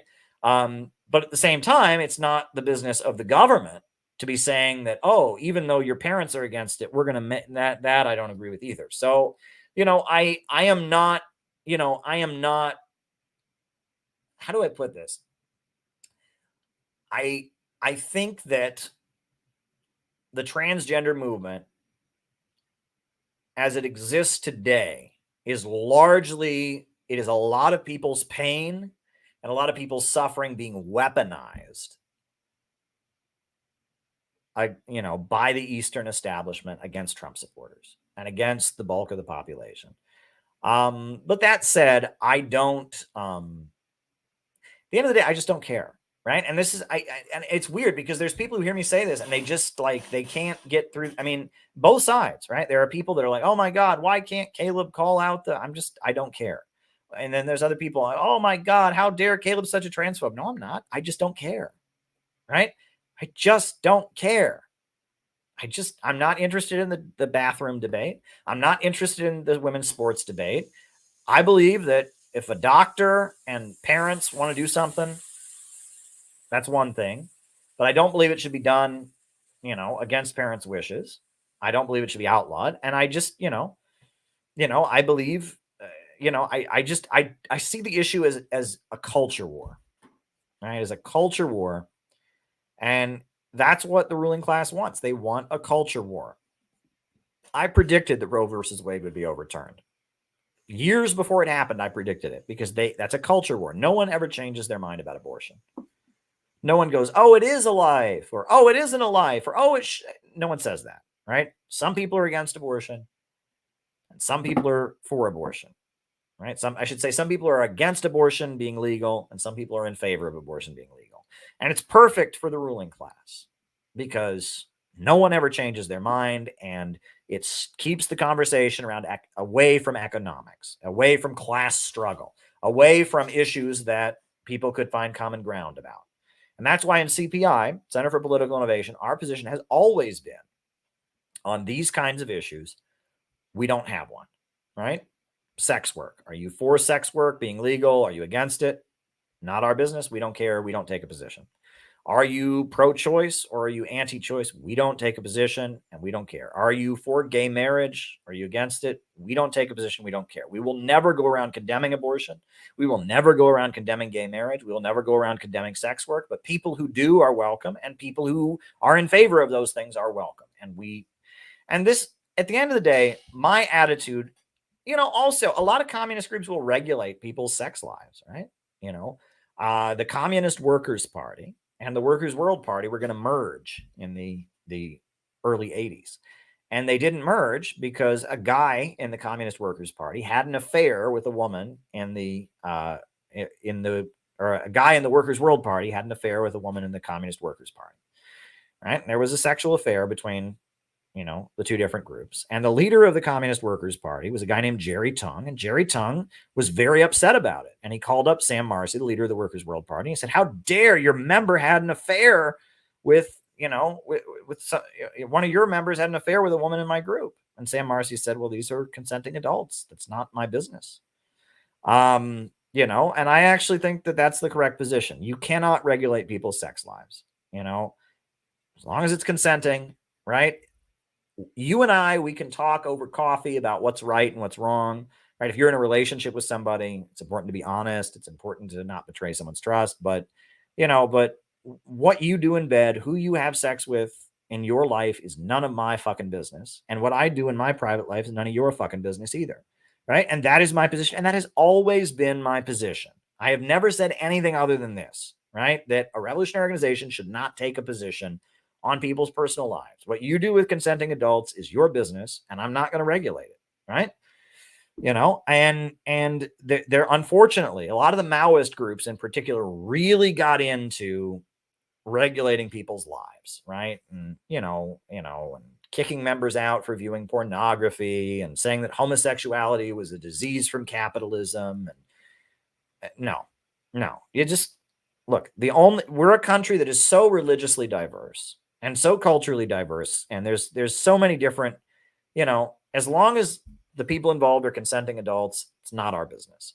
The other thing I will say, right, is that in order to protect your revolutionary organization, you can't date.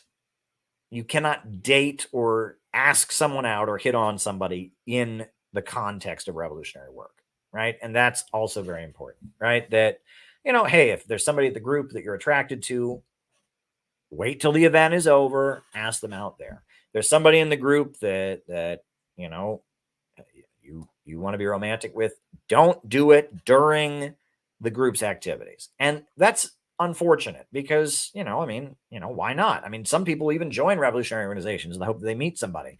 But with the atmosphere that we have right now, right, the way things have gotten, all romantic activities must be kept separate from revolutionary work. That doesn't mean that two people that are involved in a revolutionary group can't date in other contexts, right? That doesn't mean that I'm, my girlfriend joined the group, so I have to quit. No, it just means that you cannot hit on somebody or engage in romantic activities with somebody while you're doing revolutionary work, because that can quickly turn into something else, right? And that I think is a good way of understanding that, right? That you have to keep any sexual or romantic behavior out of the organization and its activities, right? And I think that's fair, right? And again, that's not the way it always used to be, but unfortunately, that's just the way things have gotten. So that's kind of my position on all of that stuff, right? And so on the trans thing, hey,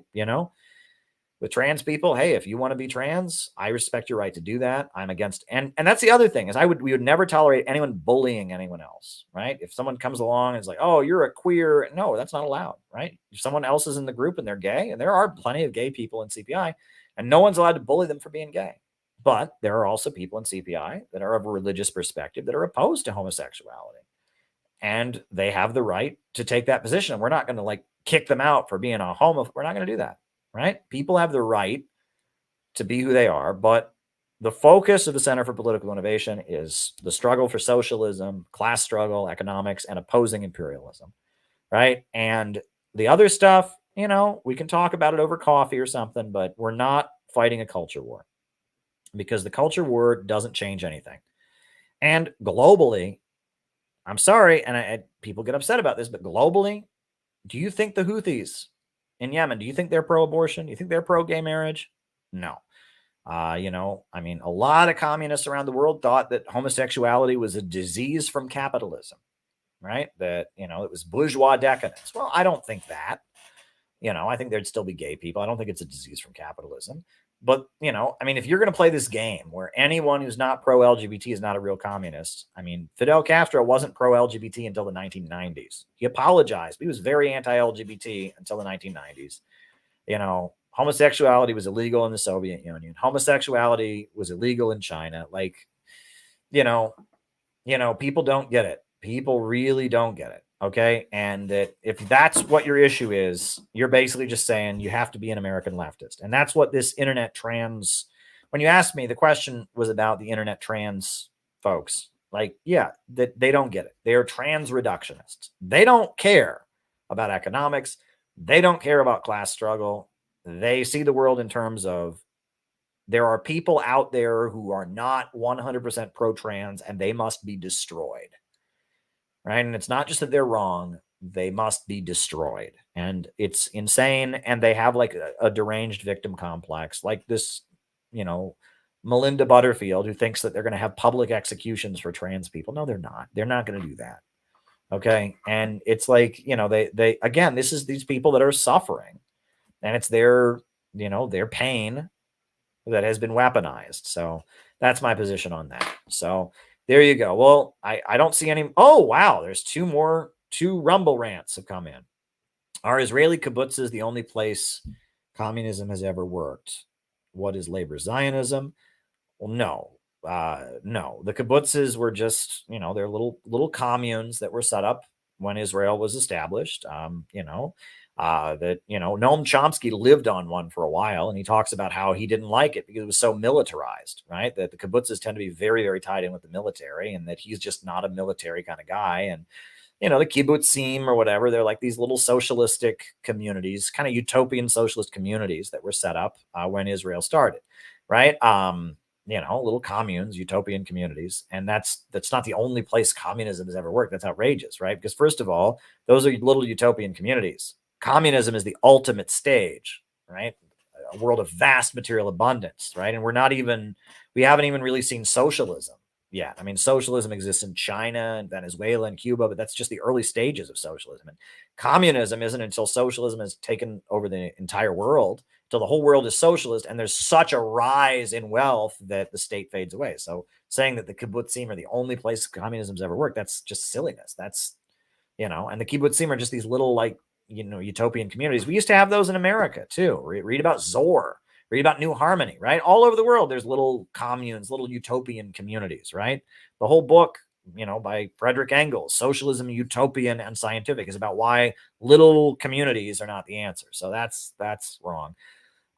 What is labor Zionism? Well, labor Zionism, the main party when Israel was founded was called Haganah, which is the Israeli Labor Party. And they wanted Israel to be a socialist community. They were anti-communist. They were social democrats. Communists always opposed Israel, except for in 1948 when they supported it. But, you know, before 1948 and almost immediately afterwards, communists were against Israel. But for like a brief moment, they were for it. But you know, the World Zionist Organization, right, was started by Theodore Herzl, and they were against Leninism and Bolshevism.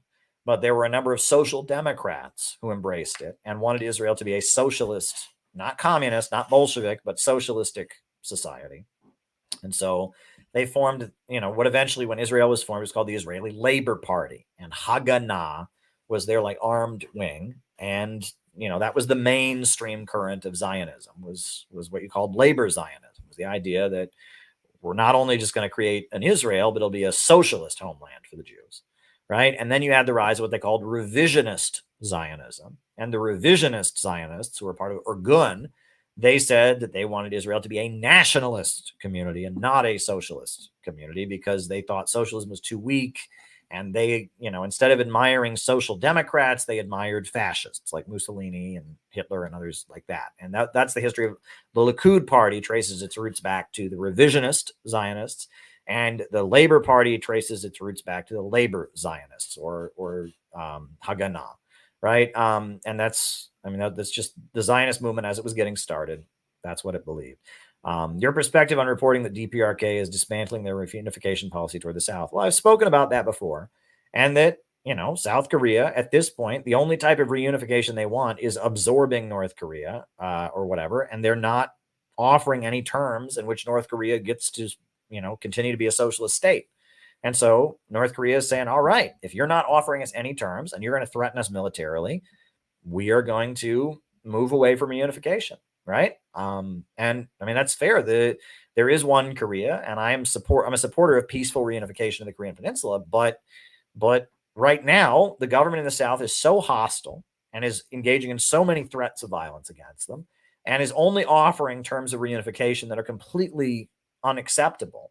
Under such circumstances, North Korea has to say, no, we're not playing this game anymore, right? And I believe that if a new government came in, right, you have to remember there's presidential elections coming up in South Korea.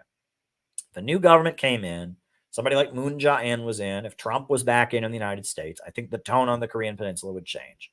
But things were going really, really well. And then, the talks with Trump fell out. And then the current government in South Korea is so hostile to the North, and Biden is so hostile to North Korea, that North Korea has to say, look, we're not just going to take this, right? You're threatening us with nuclear annihilation. You put nuclear submarines in South Korea. You practice all out destruction of us with these war games. We can't just act like we're just going to let you do this. So this is the serious situation on the Korean Peninsula is deteriorating. It's very bad. Right? When Trump was in power, it was amazing. I was so happy, but then they undid it all.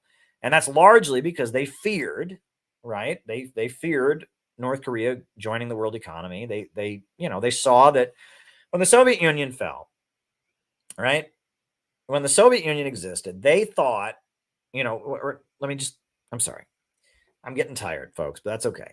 When the Soviet Union existed, okay? The Soviet Union in the 70s and 80s, they had market reforms, and that all led to the eventual overthrow of the Soviet Union, the overthrow of Eastern Europe. Right? The market reforms, the liberalization, the U.S. businesses going in there and American banks giving them loans, all of that eventually led to the overthrow of socialism.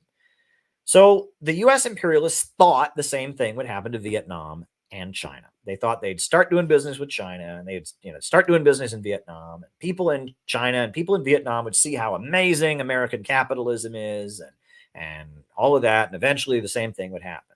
The opposite happened. The Chinese Communist Party is stronger today than it was in the 1980s, right? And the Vietnamese Communist Party today is stronger than it was in the 1980s. And so the idea that North Korea is going to have market reforms, which they really need to have, market reforms in North Korea. They need foreign investment. But the idea that they're going to get rid of communism when they have foreign investment, that's not going to happen. North Korea, they need foreign investment very badly. They want a huge flow of companies to invest. But that's not going to lead to the overthrow of the Korean Workers' Party. The Korean Workers' Party is going to get stronger. And that's why John Bolton and the CIA sabotaged Donald Trump's negotiations with North Korea. Because they are afraid that if North Korea gives up its nuclear weapons, then all the sanctions that were imposed by the United Nations against North Korea are immediately lifted. And at that point, the ability of companies to invest in North Korea will greatly expand. Now, American companies, not so much, because the U.S. sanctions, the unilateral sanctions from the United States are different than the UN Security Council sanctions. So, that's a different story. But in terms of companies in Africa, companies in Russia, companies in China, trading with North Korea, they're already doing it to some degree, but their ability to trade with North Korea will vastly expand. And North Korea will have a huge inflow of wealth. Most people in North Korea can speak more than one language, right? They have a very skilled workforce. Those mountains in North Korea are full of minerals that are very important because of computer chips. North Korea will have an economic explosion the second they give up their nuclear weapons, okay? So North Korea is just waiting for a moment where they can get promises from Russia and China that they will be protected. They will have 100% protection. And once they get into the spot where they feel like they're solidly, Russia and China have got their backs 100%, they will get rid of their nuclear weapons. And then it will be, bonanza time. It will be an economic boom in North Korea. Donald Trump and Jim Rogers, both of them really wanted to make sure that America got in on the action. They were really, really hoping that when North Korea gives up their nukes, that America will be able to make money from it. However, John Bolton and the CIA They want to just make sure that never happens. They want North Korea to never give up its nukes. And so they are determined to just keep North Korea in a state of siege, constantly afraid, so they never give up their nuclear weapons. Because they don't want the ideology of the Korean Workers' Party to spread all over the world. They don't want North Korea to have a strong economy because in the long term, that'll just lead to the United States being weaker. And that's what they're afraid of. And so they want to keep North Korea on a constant state of high alert. And they want they want a government in South Korea that will constantly be threatening the government in the North, because China and Russia both have relations with South Korea. And that if North Korea is going to give up their nukes, they kind of need South Korea to also kind of be on board with not attacking them, etc. So, because there's Chinese investment in South Korea and Russian investment in South Korea, and because North Korea has to give up their nukes before the sanctions can be lifted, right? We have a situation where one faction in the ruling class, the CIA, the neocons, they are determined to never let North Korea give up their nuclear weapons. On the other hand, North Korea is going to give up their nuclear weapons at some point. They are just biding their time to get the safety to do it. And the United States is determined to keep North Korea in a state of high alert and under threat as much as they possibly can. As much as they possibly can, because they want to make sure that that they never get into a situation where they feel like they can give up their nukes. So that's what we're dealing with here. So why is North Korea now not talking about reunification? Because the government in South Korea is being very, very hostile to them, right? But you'll notice that in light of U.S. hostility to Russia and China, North Korea has escalated its support for both of those countries. China has declared the year of 2024 to be the year of China-North Korea friendship, China-DPRK friendship. Apparently, there's North Korean weapons in Russia. Supposedly, Hamas and the Houthis also have North Korean weapons. And North Korea, even though there's all these sanctions on them, it looks like their economic ties in terms of exporting military hardware and stuff throughout the anti-imperialist bloc is getting stronger, right? I support North Korea. I support peaceful reunification of the Korean Peninsula, but it has to happen on terms that are acceptable to North Korea.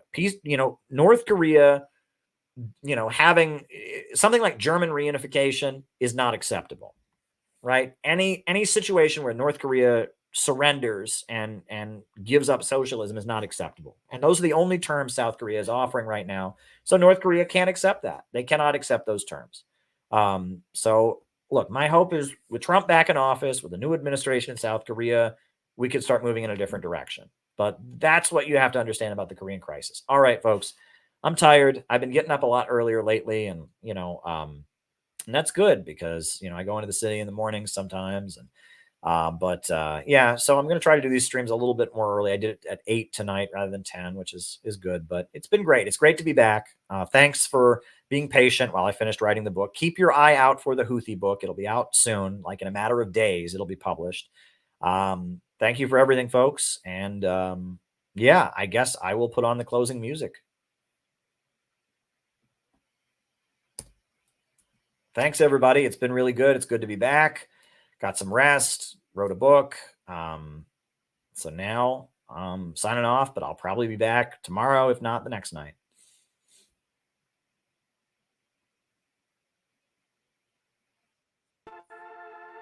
In the struggle against U.S. imperialism is now emerging throughout the world.